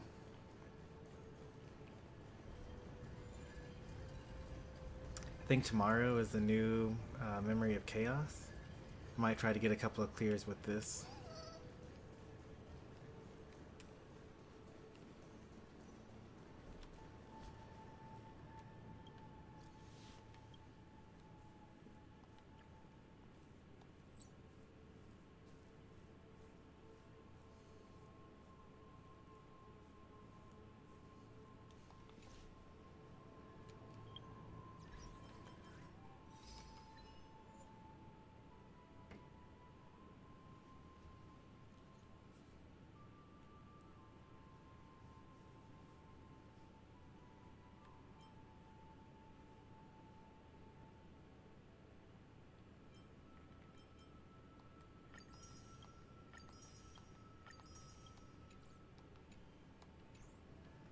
Eventually I'm going to do a achievement hunting stream.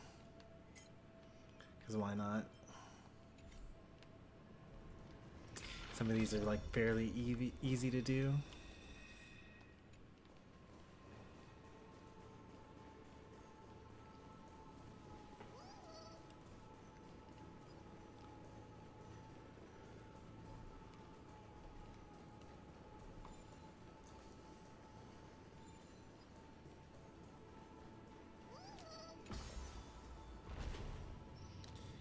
I think that Chomper and Demon are about to fight each other. I think Demon just posted the spectator link.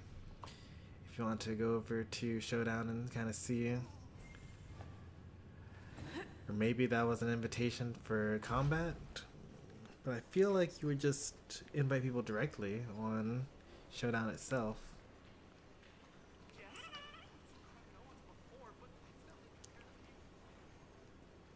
So the drill master who once taught me swordplay is now teaching me how to become an eon. We spent an hour.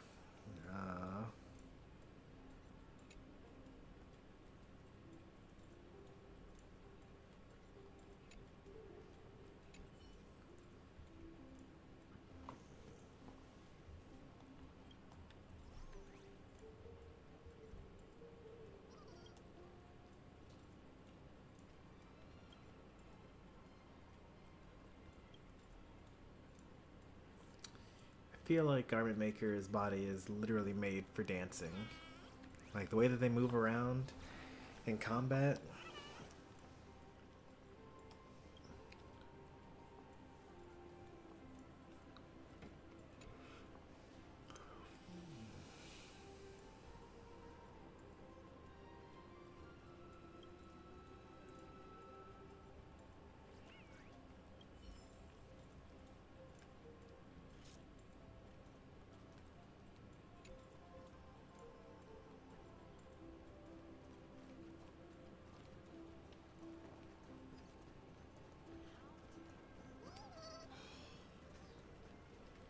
drill master who once taught me that?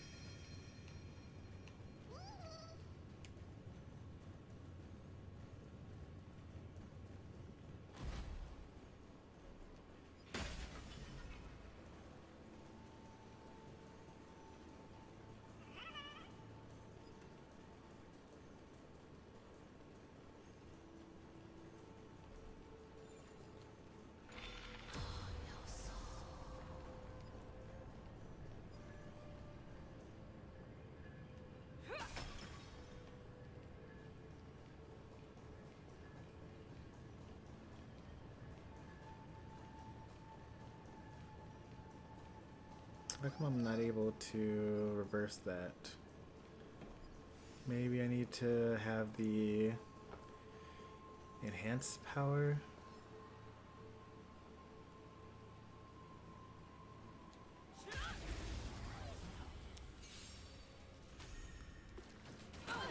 Allow me to purge the bee of your body and mind. It's coming. Fighting the west wind. Away we go! Fearless knows not fear. That won't do. Easy, Numby. I venture forth to forever. Oh, jeez, it was asking about trotters. I see a trotter like every couple of seconds, thanks to Topaz and Umbi. That's not what he was actually asking about, but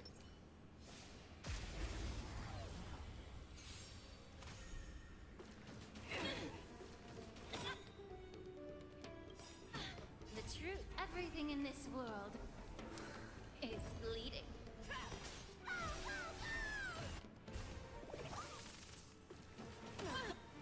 That's better. It's coming. Fighting the west wind. Away we go! Time to cleanse the filth. Never hesitate. Too slow. Let the valuation.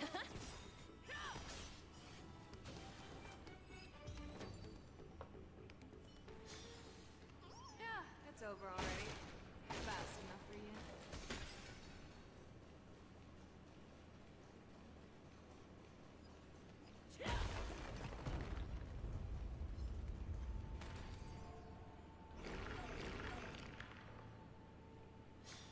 I think there's an achievement for killing an enemy and you at the same time.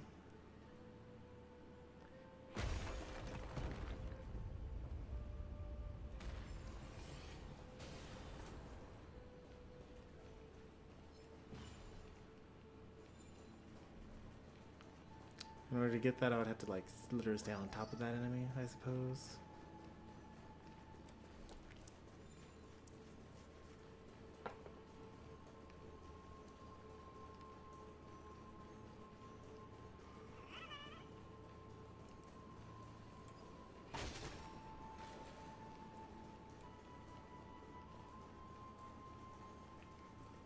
I occasionally flip through the achievement guide in the game tools.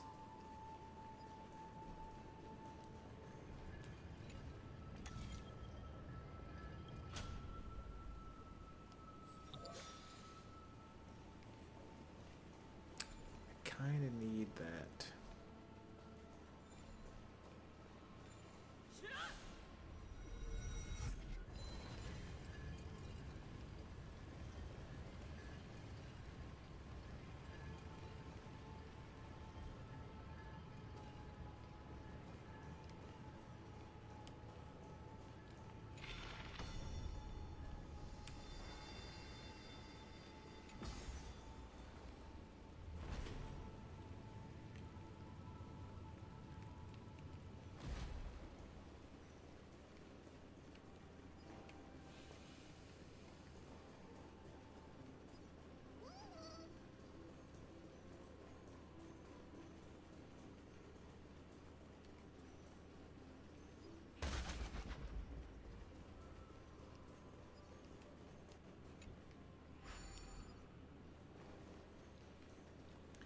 I honestly don't know if this carries over into the Miracle Eye.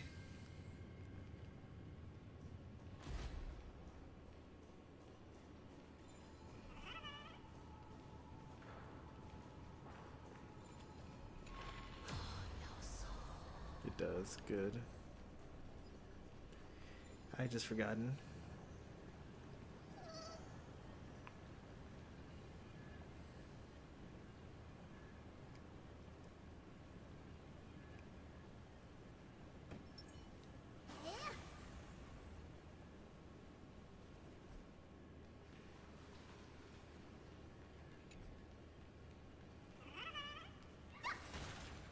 It can't, really?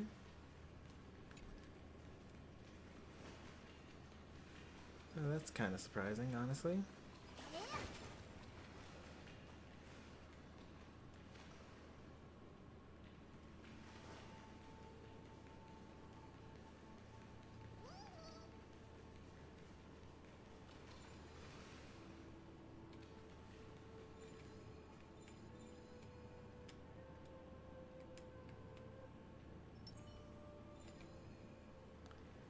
I actually think it's more difficult to lock onto that when you're playing with a short character, maybe?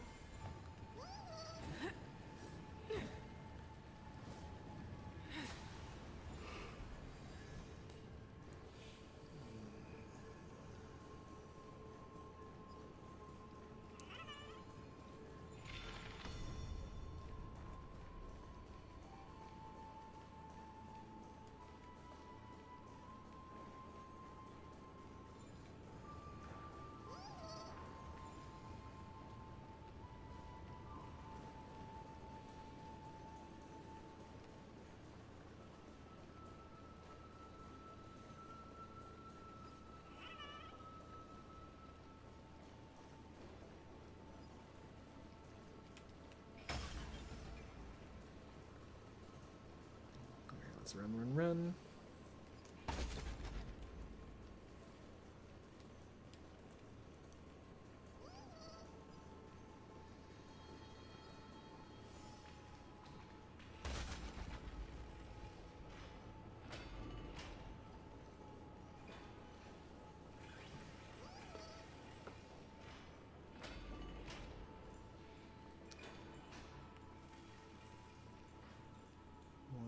2, 3, 4, 5, 6, 7, 8.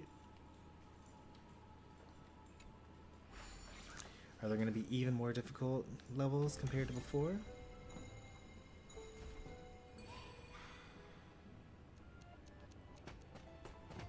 This seems too easy.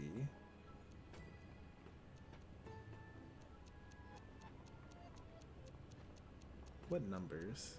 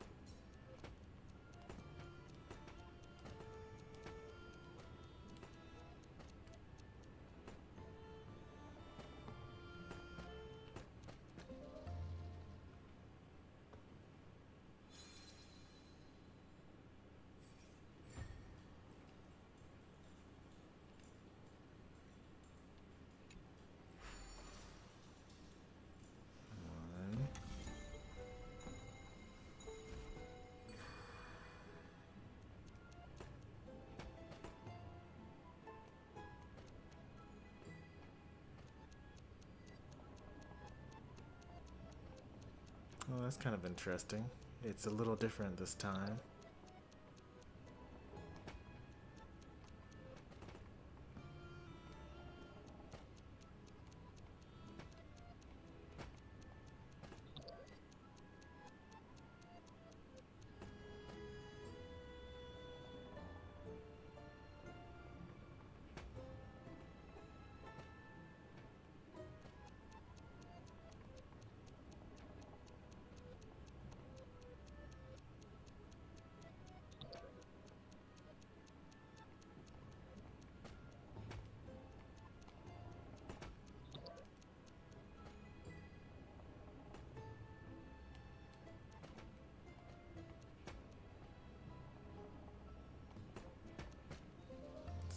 2.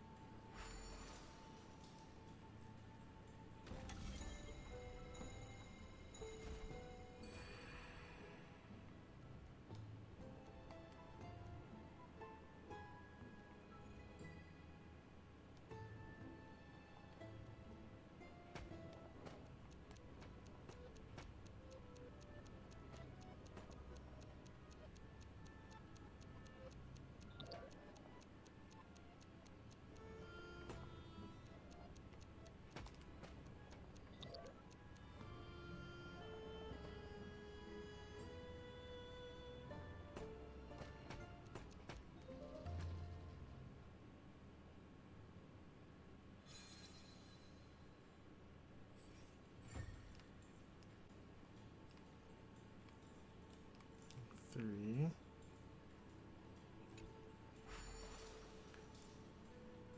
Is it actually any different?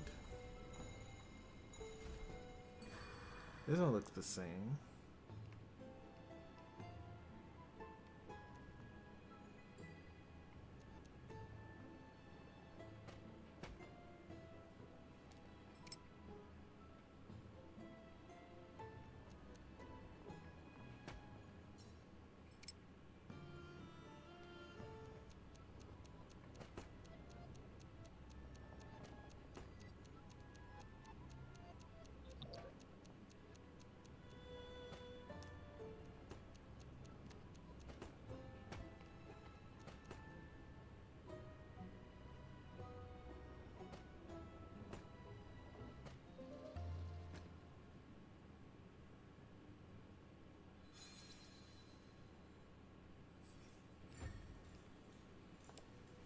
There doesn't really seem to be anything special or different happening here.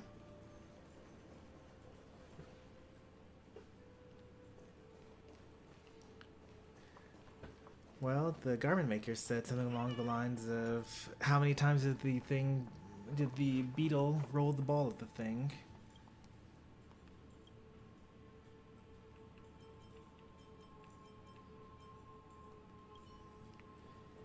So I thought that the puzzle was going to change a little bit, which I think it did. Like at one point in time, though, I was able to rewind it only a certain fraction of where the other one was.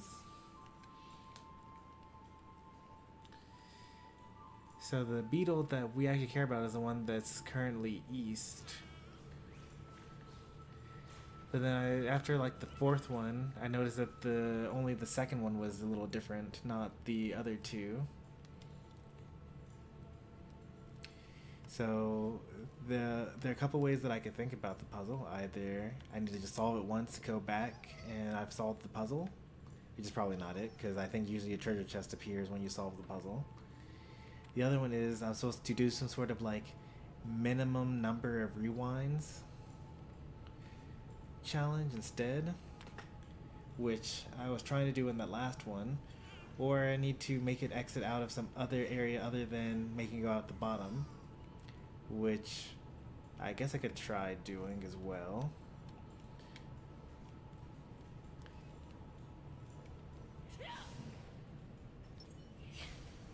Nope, can't destroy that. If only I could like get through this water. Almost. There's a ladder here. You can almost do it.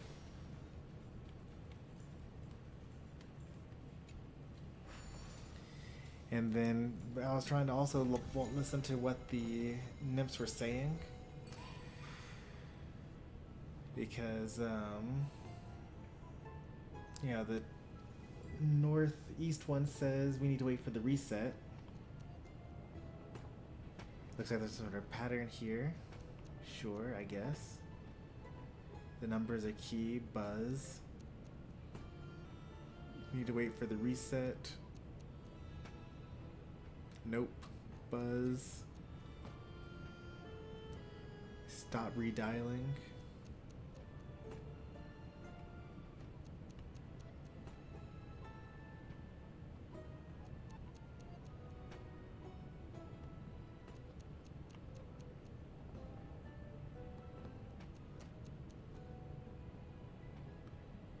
Looks like there's some kind of pattern here.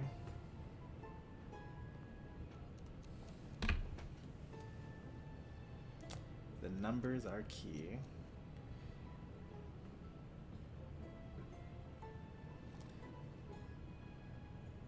So it's like not quite 1, 2, 3, 4, 5, 6, 7, 8. It's not quite a clock.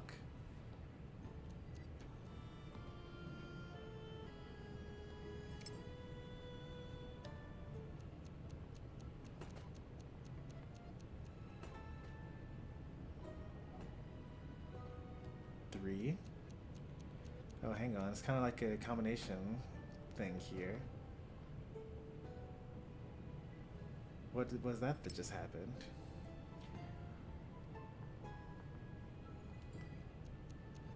One, two, three. Nope, that wasn't it. It's kind of like a lock, I guess.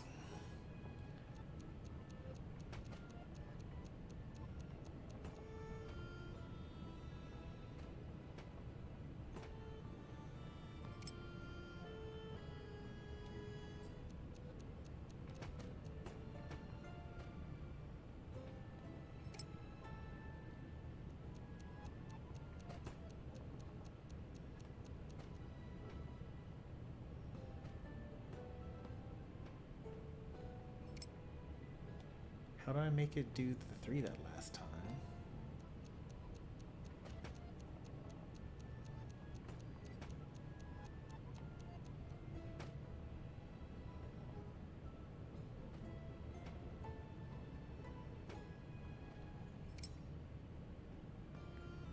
What would a 3 be? 3 could be this blue one here.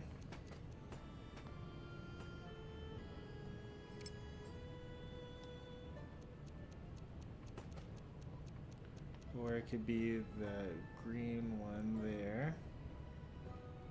Okay, so 3 is good. And then what? Oh, is it that number of cycles thing? Oh, what is that number? It's like 33 million something or the other.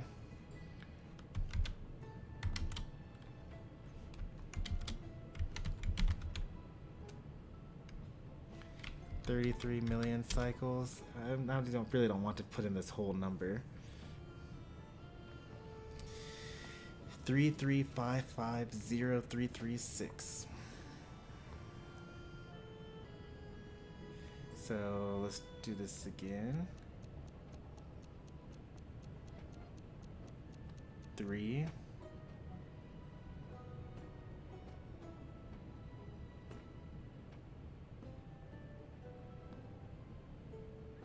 So then what would 5 be? That was 3. 1, 2, 3, 4, 5. 5. 5? No? Okay.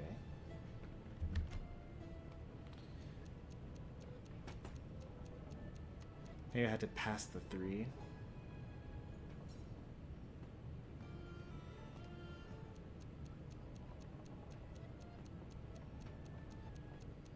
Pass the 3.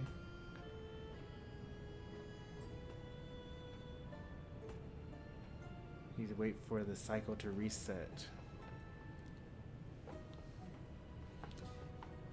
Maybe I do it this way. So we do the 3.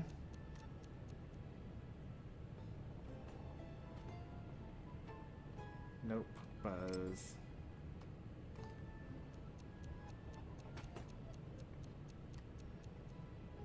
Does that count as a 3? 3, and then do it again.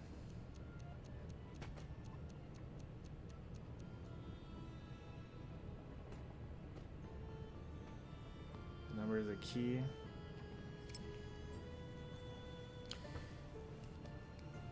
Is it even the ball that has to go to the 3, or is it the outlet that goes to the 3? 1, 2, 3. Could I be that I've been misinterpreting the 3? So then that was 3. Then let's do 1, 2, 1, 2, 3 again. 1, 2, 3. That would be easier. Please let it be that. Oh, thank goodness. So then I gotta do 5. 1, 2, 3, 4, 5. 1, 2, 3, 4, 5.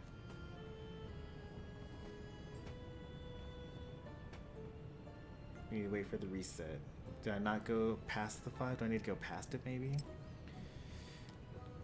1, 2, 3.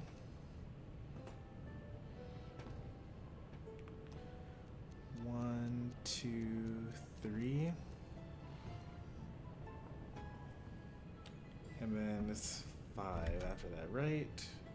Yep, 5 after that.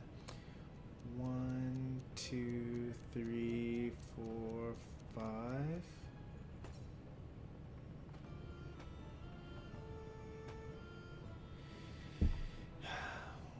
One, 2, 3, 4, 5.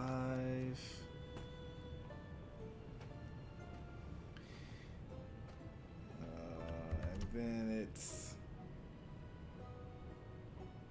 0. Okay, 0 doesn't count apparently. But let's do 3 just in case.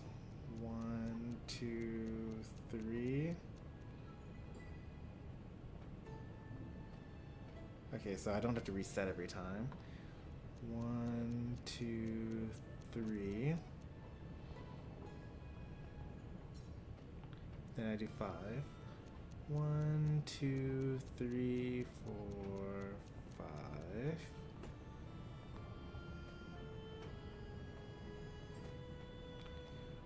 One, 2, 3, 4, 5.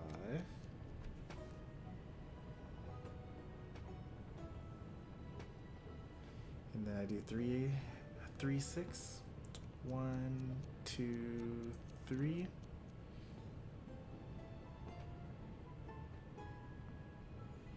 I need to make it do 0 somehow. How do I make it do 0? How far will this thing go? 1, 2, 3, 4, 5, 6, 7, 8. We only do 8, up to 8.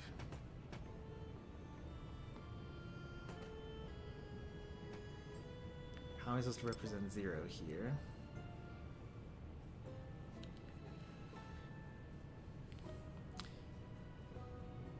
Maybe it's in base 8 and I just need to rotate it all the way around. 1, 2, 3. 1, 2, 3. 1, 2, 3, 4, 5.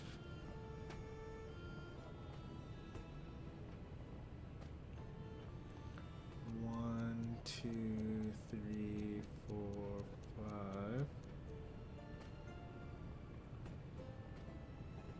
I can't be. I think I just need to like do a little bit of like 0. And then let's try 3, 3, 6. 1, 2, 3. 1, 2, 3. 1, 2, 3, 4, 5, 6. This definitely isn't right.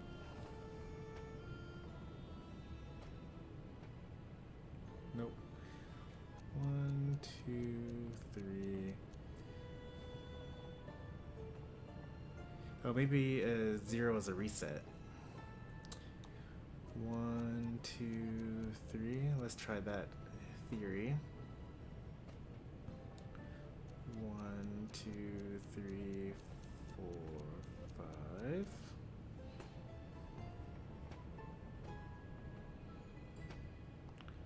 1, 2, 3, 4, 5.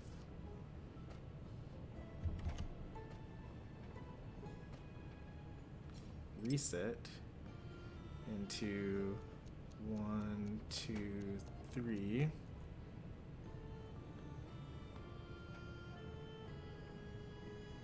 No, that wasn't it. Or maybe I didn't pass the 3 enough. Let's try the reset again.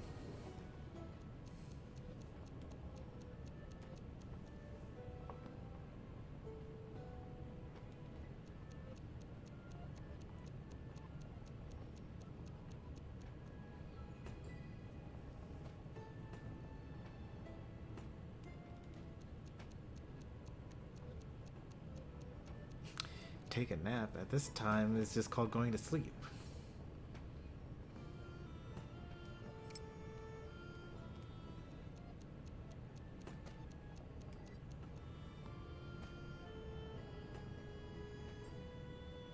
No, that wasn't it. So let's try the let's assume that it's in base 8 now, and let's just go all the way to the end.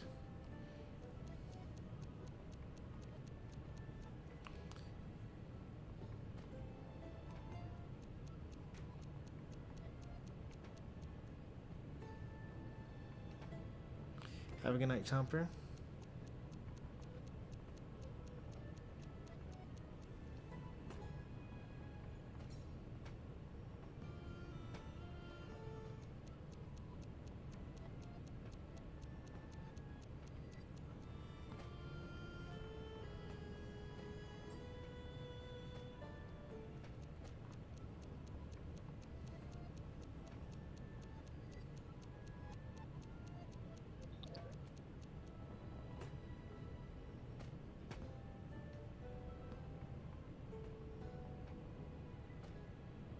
Oh, thank goodness.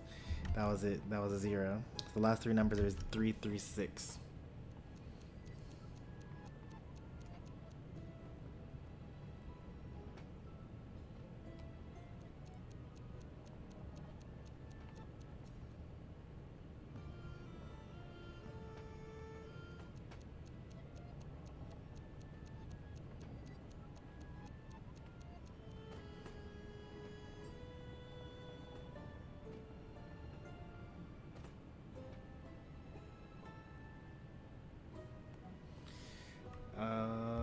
Is it actually 337 because 336 is only how many times Finon went through it, and I went through it an extra time?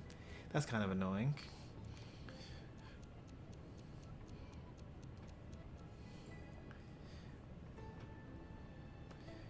You should just give it to me. I clearly understand it somewhat.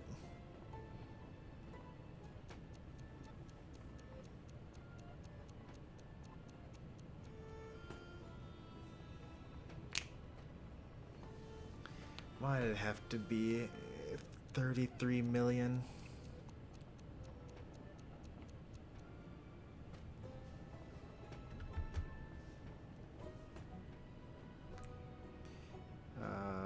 This is now the 0, right? I'm starting to understand why Finon decided to just kill everyone every single time, all the time. Like, all I'm doing is just holding the X button a certain amount of time.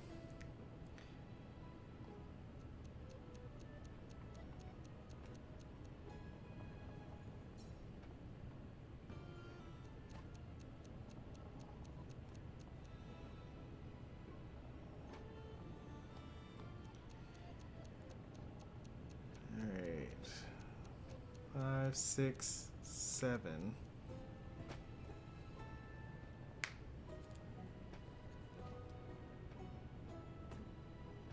The numbers are key. Is it not actually 7? Is it actually 8? But there, it can't be, because then that would be 0.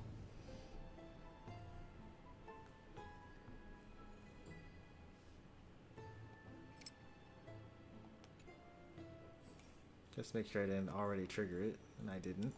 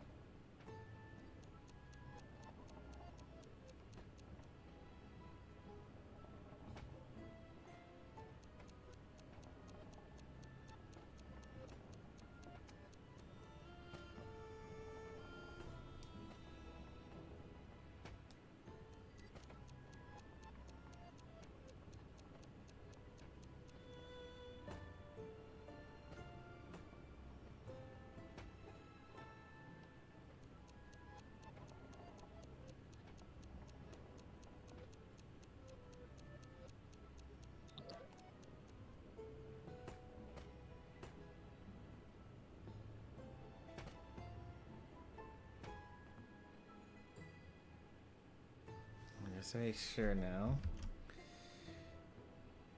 336.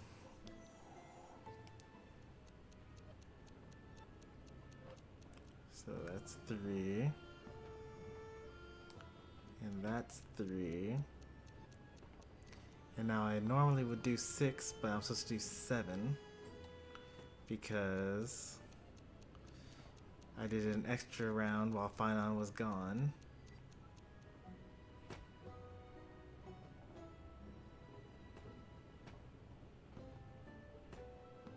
Nope, Buzz. So I guess I just go through all the numbers 3 3 5 5 0 3 3 1 2 3 4 5 6 0 or 7 0 until it works, right? Yeah, like it eventually has to work.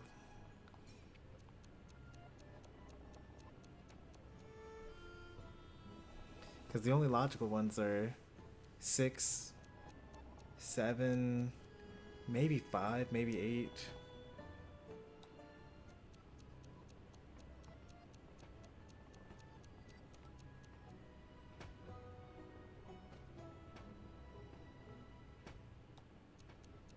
Since I've already tried 6 and 7, let's do 8 next. Because that way I'll have to do less and less work as time goes on.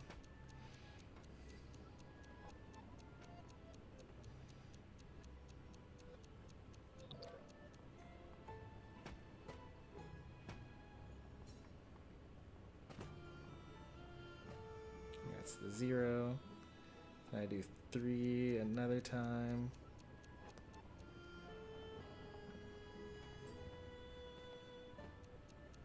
Maybe it's actually 8 because at the end of this story, I'm doing another Aranova.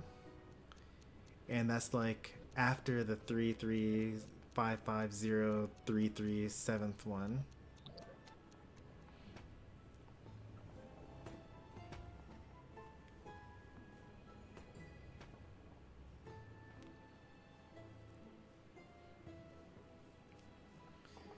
Well, it means that each subsequent one I do is easier than the last one. So, like, it ends up going faster and faster at the end. Because, like, it's some arbitrary number. Like, I don't know what number it is. It could be anything. Like, I already went through all the logical answers, so now I just have to pick random things. Luckily, there are only 8 options to go through.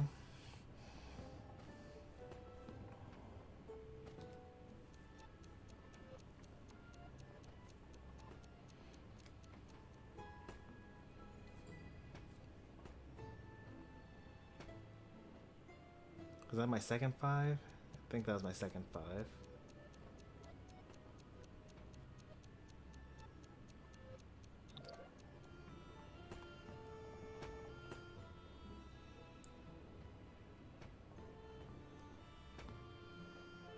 That was 0, so now I do 3 3.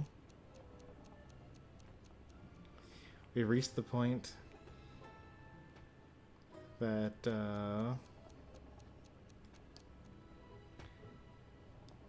where I'm kind of doing this by like muscle memory. And sometimes I forget whether I've actually done a number or not.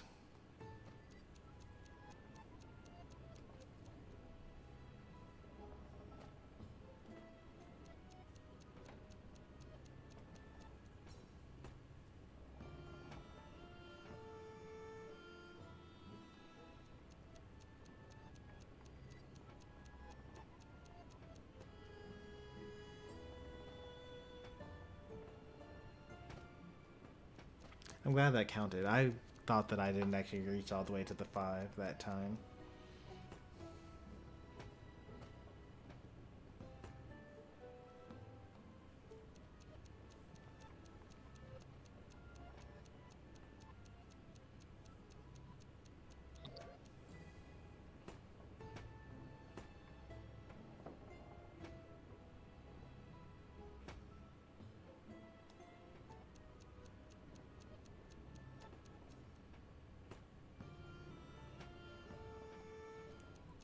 Yeah, I was lucky to get the 3.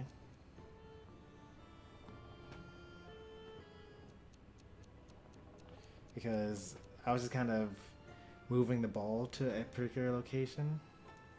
And I wasn't really actually trying to get it to work. And then I saw the 3 and then like decided that it had to be something that I did.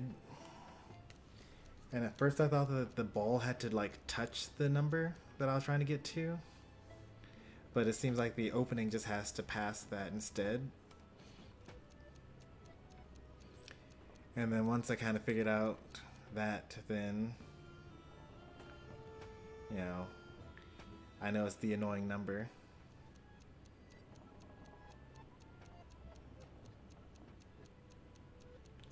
But this last digit is confusing me because, like, the number is, like, wrong for some reason.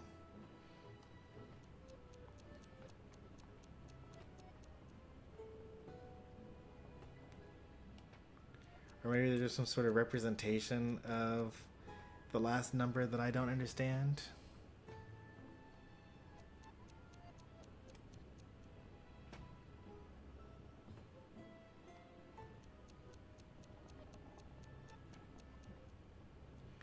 It also could just be mechanical error, like I chose the right number, but I just didn't go far enough or something like that.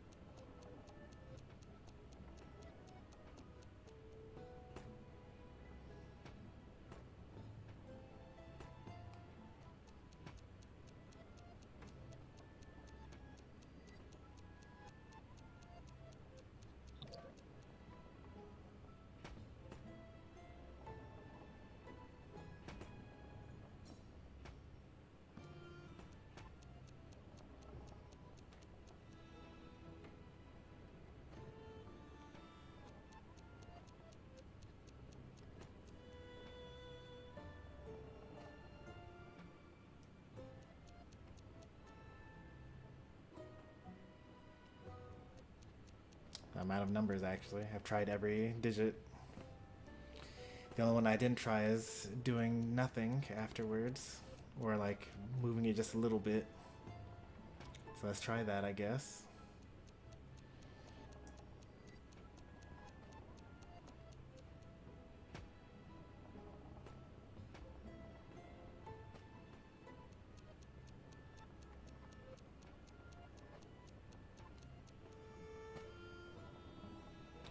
Three, 5, 5.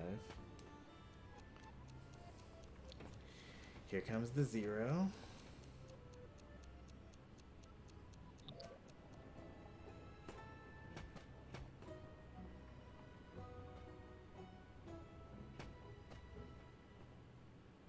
And then I do 3.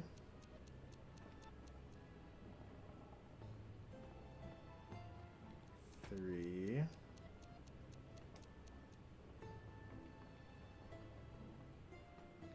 What happens if I just wait here? Does something happen?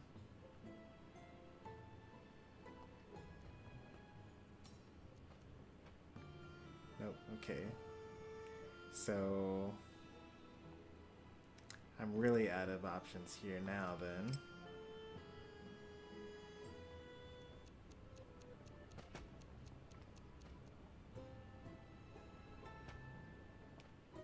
I have to assume that mechanically I just did something wrong on the other ones. And this actually is one of the numbers that I chose before.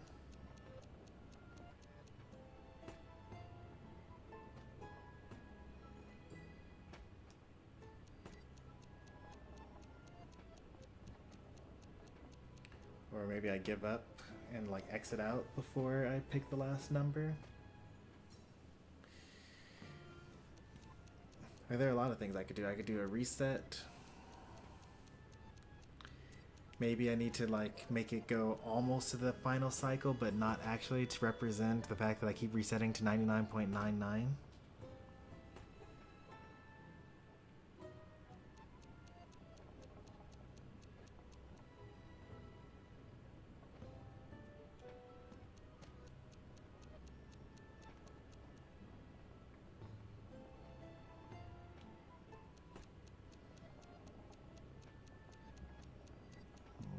like almost to 7, but nope. Gave up right before.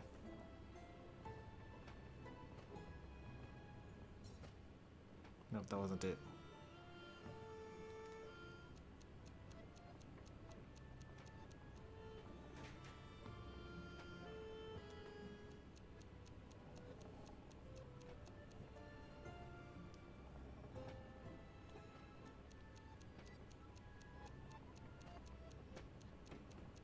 This is the first 5.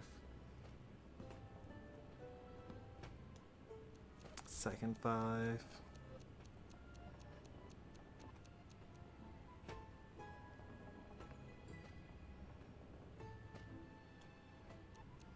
All the way to the 0.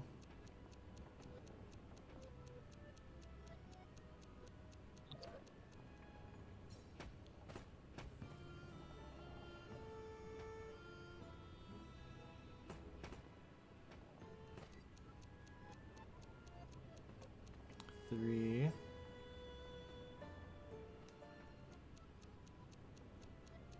Three.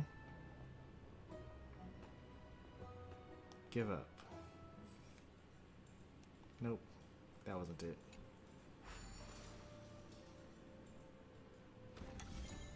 It even says nope, Buzz.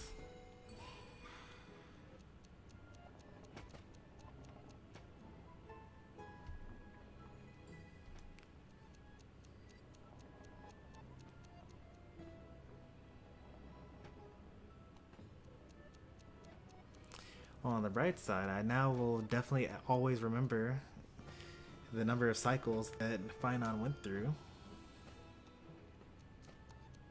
How could anyone ever forget after doing this puzzle? Maybe you just need to almost guess the right number 33 million times. And then, oops, I didn't mean to do that. Hopefully it lets me count this. Finger slipped. I'm sure it will count. Let's see.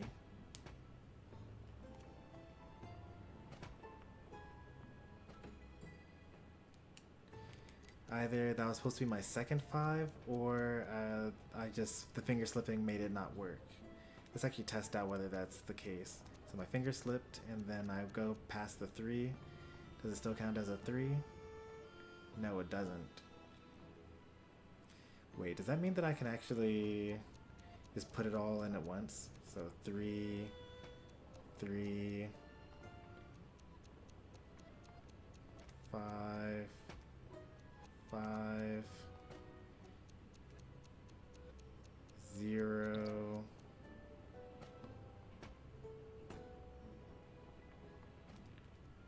3, 3, 6.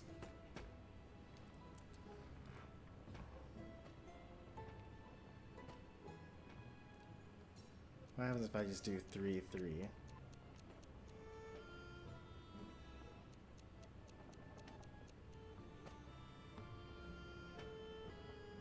No, it's gonna always mess you up. Okay. Let's do 3 then. I can't believe I have to wait all the way till it gets to the end. 3.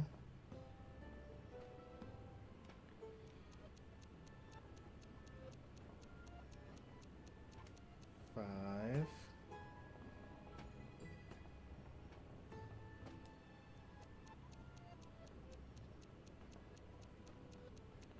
5.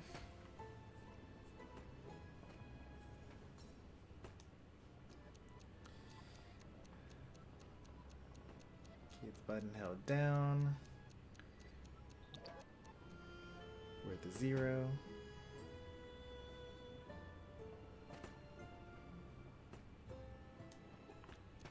Hit the 3.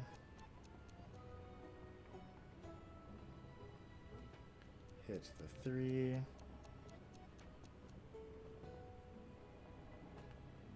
Then let's do 6 again. Right, after we hit the 6, let's reset. Numbers are key. Nope, didn't matter.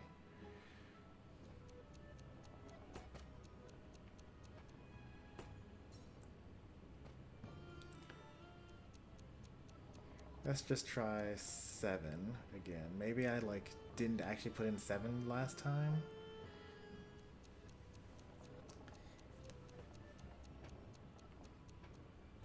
Did that count as the 5? Did I cross enough of it? Yeah, I did. Okay.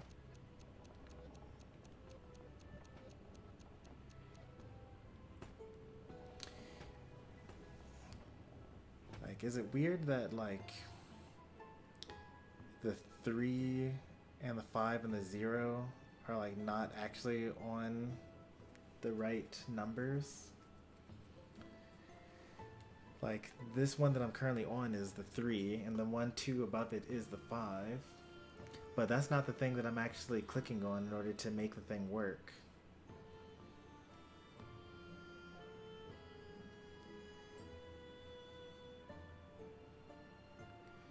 So if this is 0, the top one is 0.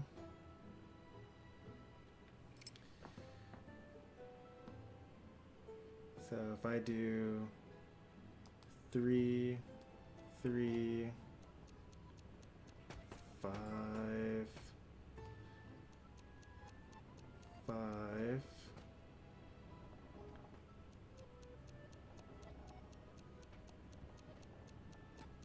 0.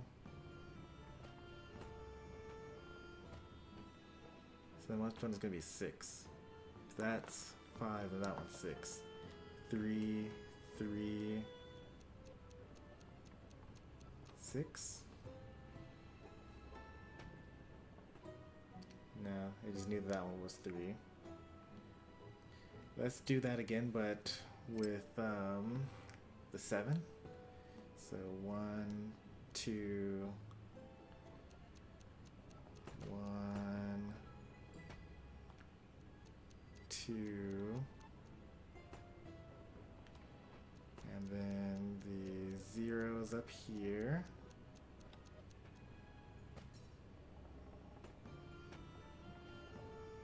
And you get a 3 and a 3, and the last one is 7.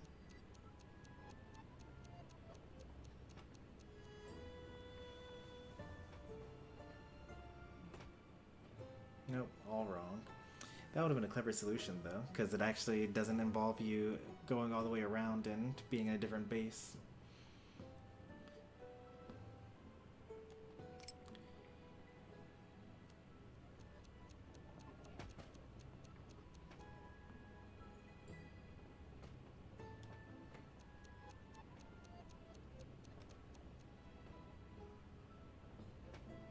All the nymphs hated that, yeah.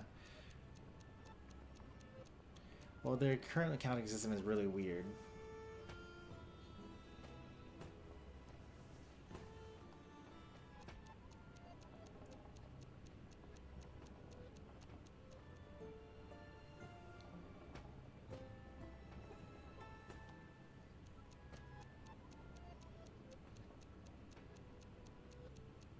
I thought it was elegant.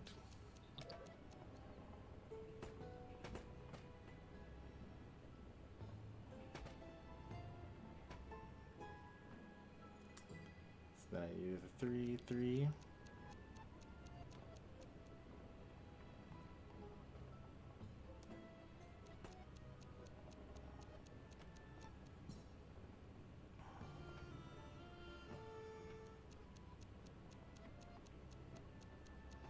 Five, 6, 7.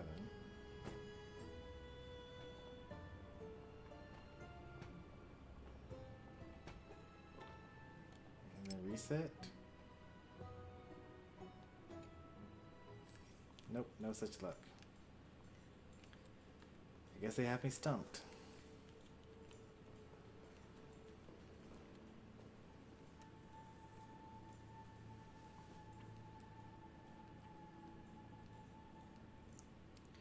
Maybe I solve it afterwards?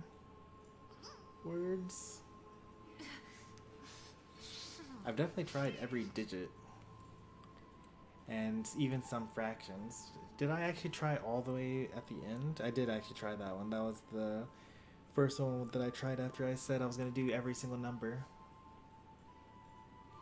Oh, I didn't do 5 again. I didn't do 335, I don't think. And maybe that's significant because the 336 was the final one that Finon did. But maybe the last one was different because I was there.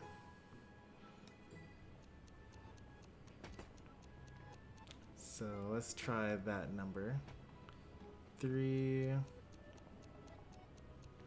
3,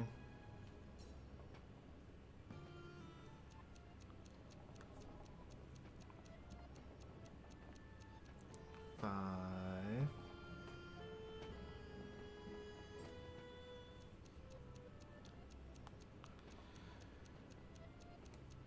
5,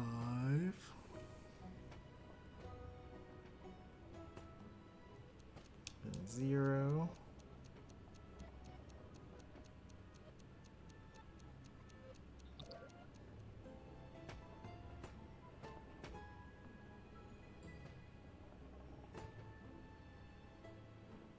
And then, what is it, 3, 3 again?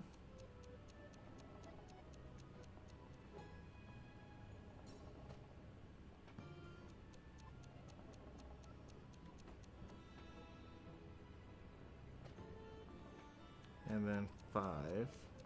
1 fewer than the real number of cycles.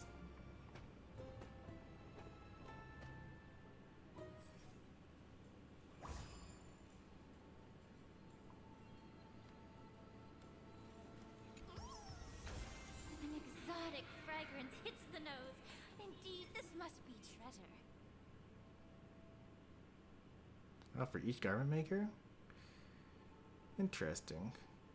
But that means that there are no more maps going forward. Huh.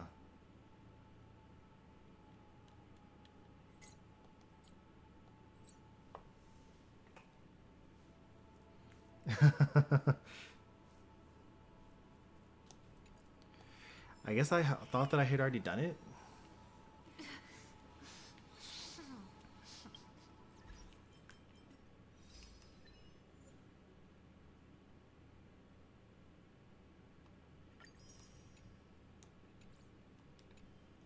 So then,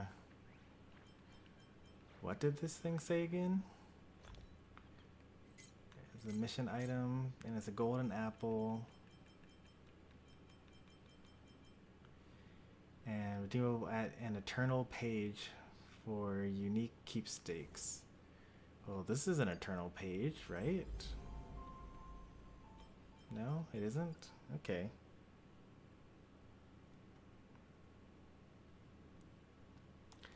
Well, that was the other thing. I thought that there was a chance that for some of them it was just like a mechanical issue, because like I think that the back node has to cross the number and not the front node, so I could have accidentally done 4 twice or done 6 twice instead without knowing it. Especially once like I was really getting into it, because I was just not really even looking at the screen, because I was just like holding X, and then it felt like I had gone to either 3 or 5 long enough, and then after doing that, then you just hold until you get the rumble, and then that's the 0.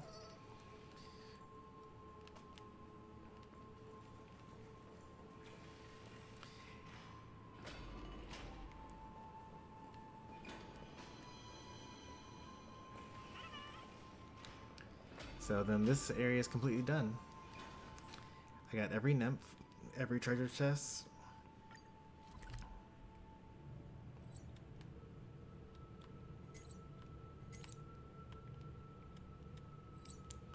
But there are probably some more side quests to do.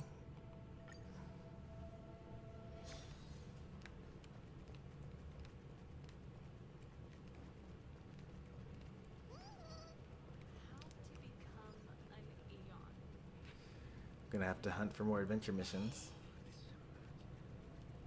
So the drill master who once taught me swordplay is now teaching music theory?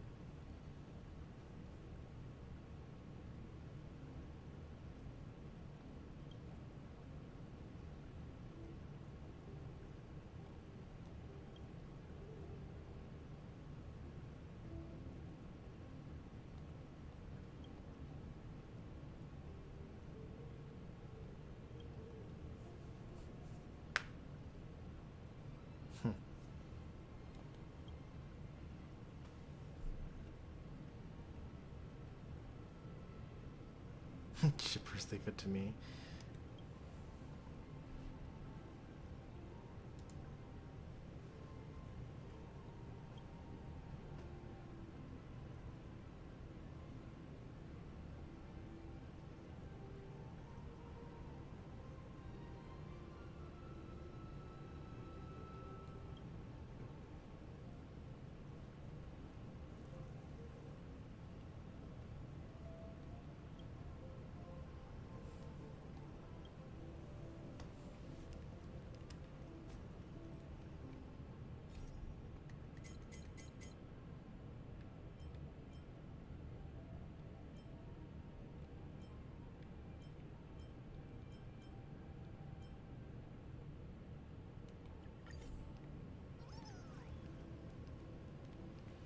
I'm not really interested in doing that tonight.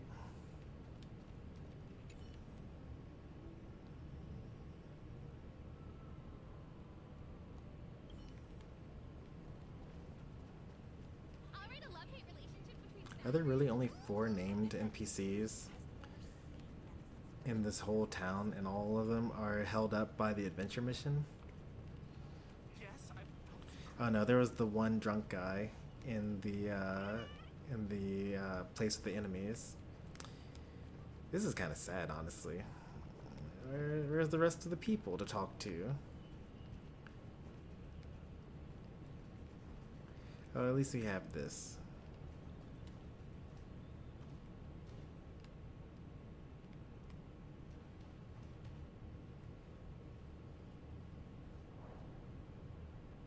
That looks toxic.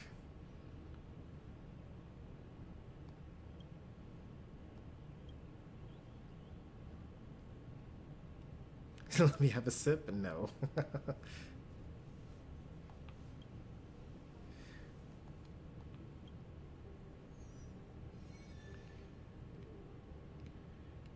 and then I get this other room manager. That's probably part of the adventure mission.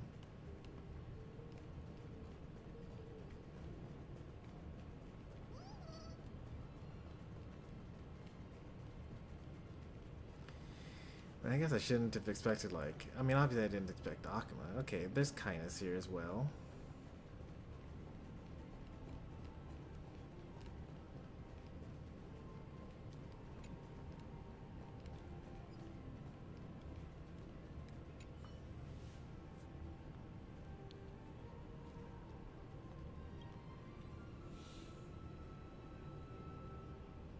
Why are you called kindness too?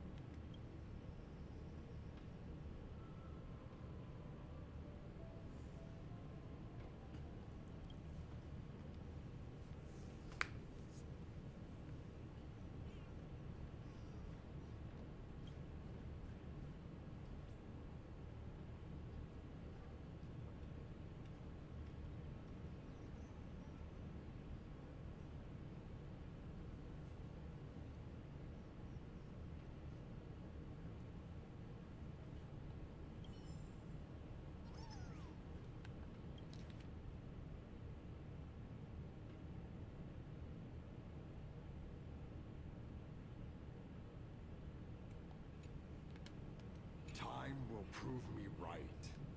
So we could get two versions of Kindness as a 4-star is what I'm hearing. We could get Kindness the old lady and Kindness the young man.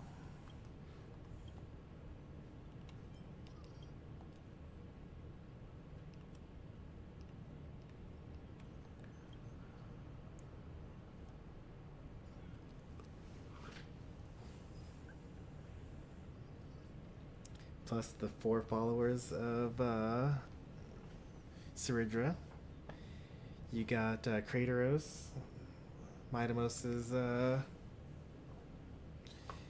old man teacher. We've got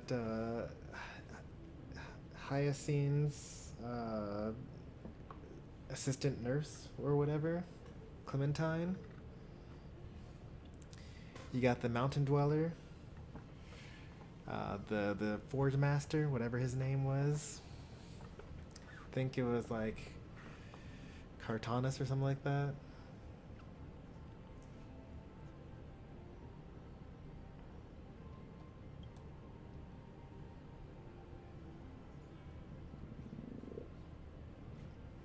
You couldn't make Tribios a 4-star though. The original version of Tribi. Even though she wasn't a demigod. She's like the adult version of Tribi. She has to be a 5-star. She'd probably sell really well.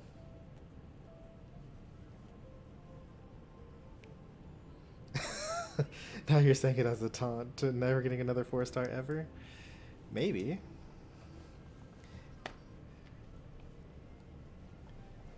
I don't know that we won't get a 4-star ever. I think it would be interesting for them to make a 4-star. Just for people to be like, finally, there's another 4-star. Wait, this 4-star kind of is bad and performs worse than all the 5-stars that I have. And then, like, I don't know. I feel like that's always going to happen with any 4-star.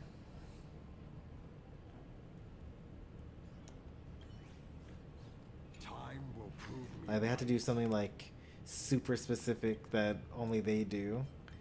Like Gallagher has the auto advance, right?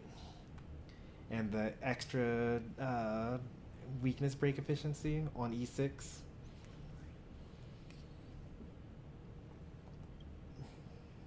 But it's only like single target. But he doesn't do nearly as much like damage to a group compared to Linksha, or heal as much. Although, you know, Linksha heals on her turn, and Gallagher heals on each ally's individual turn as long as they attack. So they have their own niches, I suppose.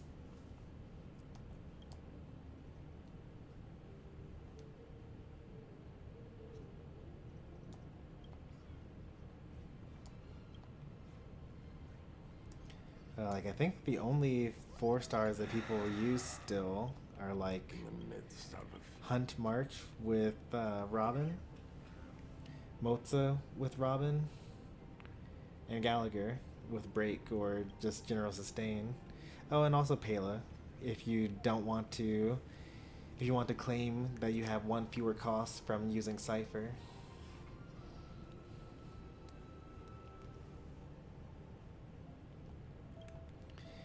Like, I keep on trying to make them work. It kind of never works. Although in the first Anomaly Arbitration, I did use Gwen-Ifen. That's only because in Night 1, I was doing so much damage that I was like easily 0 cycling.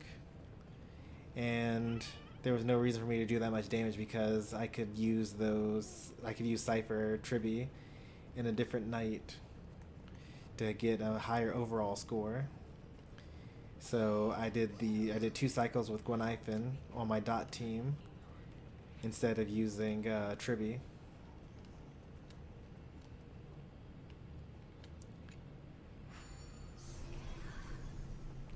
And I think that was the last time that I used a 4-star on my account.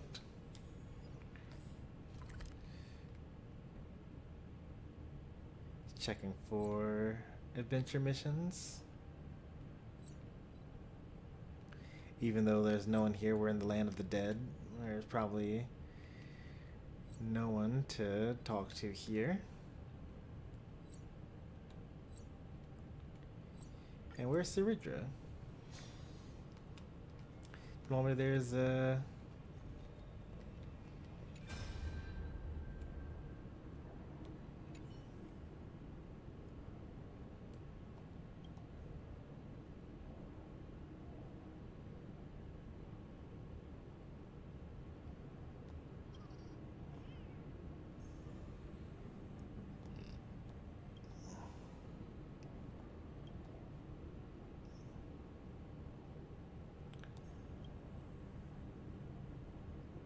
Who is this person? Mortis? I mean, Mortis, like, sounds kind of like Mort, you know, dead, death, or whatever.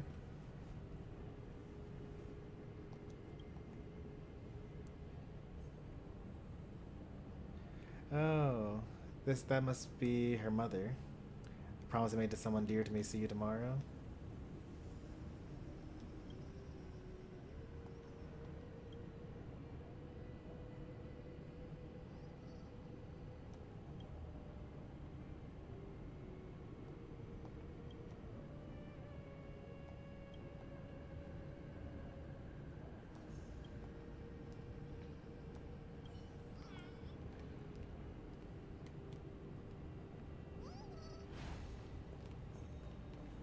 Is there actually a mural?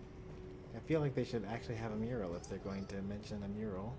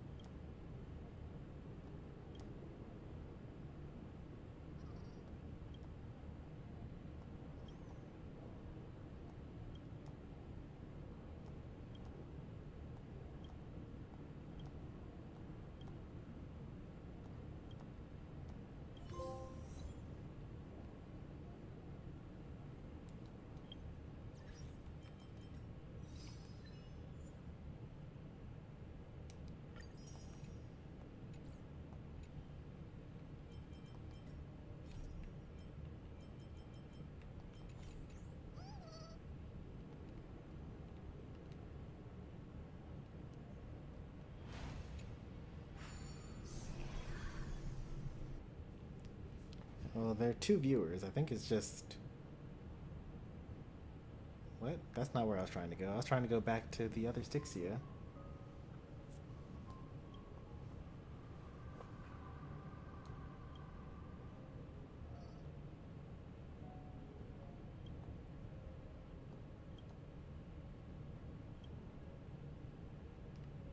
Or even am I?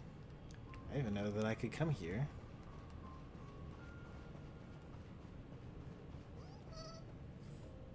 Is this a new map? Where am I? I don't think I'm like on the map. I think I'm like in a weird instanced zone.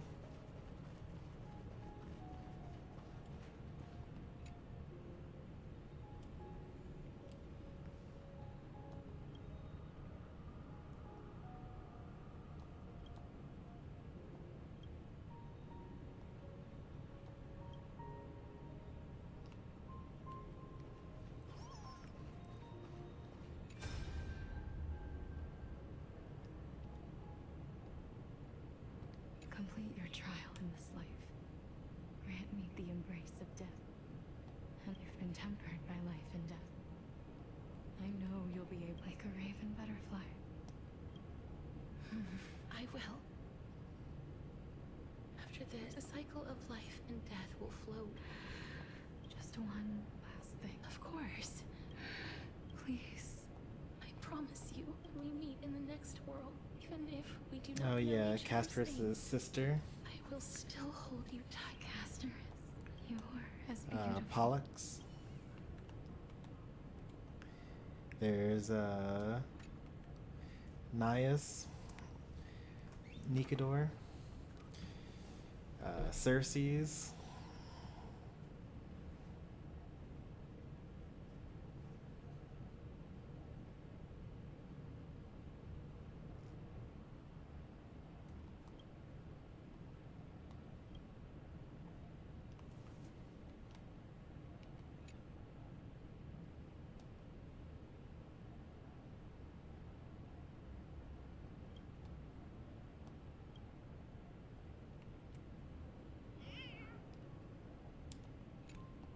my graphics settings too low? I can't tell the difference. Like, are they flying now? Are they not flying now? Maybe I need to turn off the memory core.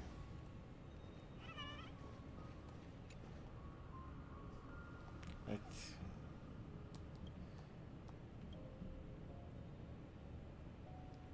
okay, I guess, sure. That's a very minor change, I feel like.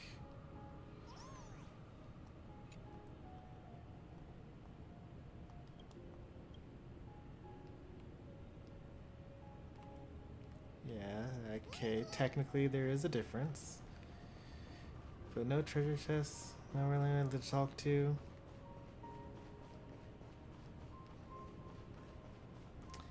And my volume's too low to actually hear the music. It's probably really nice though.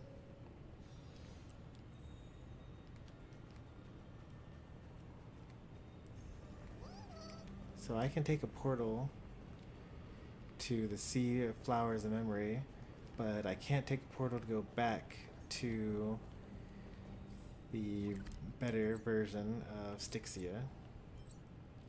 Alright, if I had to guess, Cerydra's memory crystal would be in here.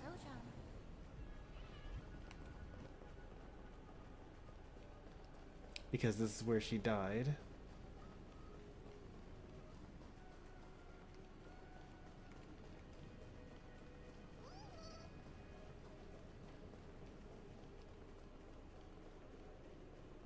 Oh, I never completed my thought because I was distracted by the fact that I was transported into a world that I'd never seen before.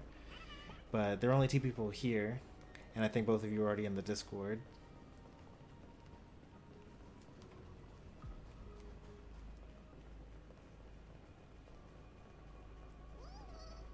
Not seeing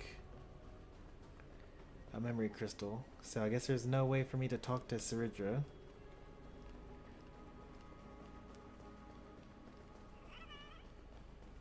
Yet.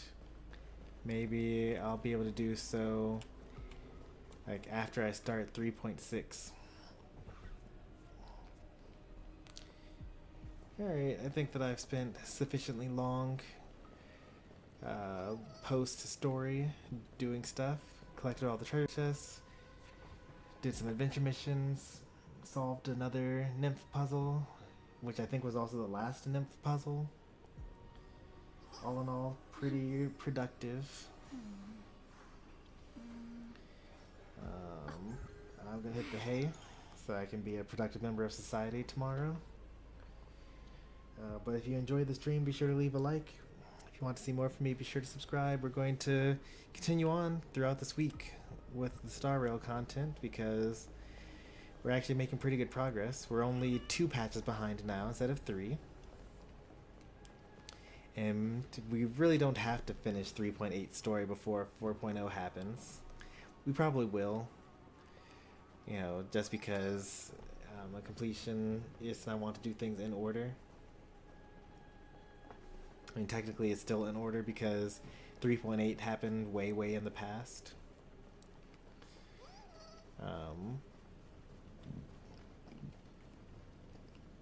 But anyway, we're going to call it for now. Thanks for watching as always. Take care and goodbye.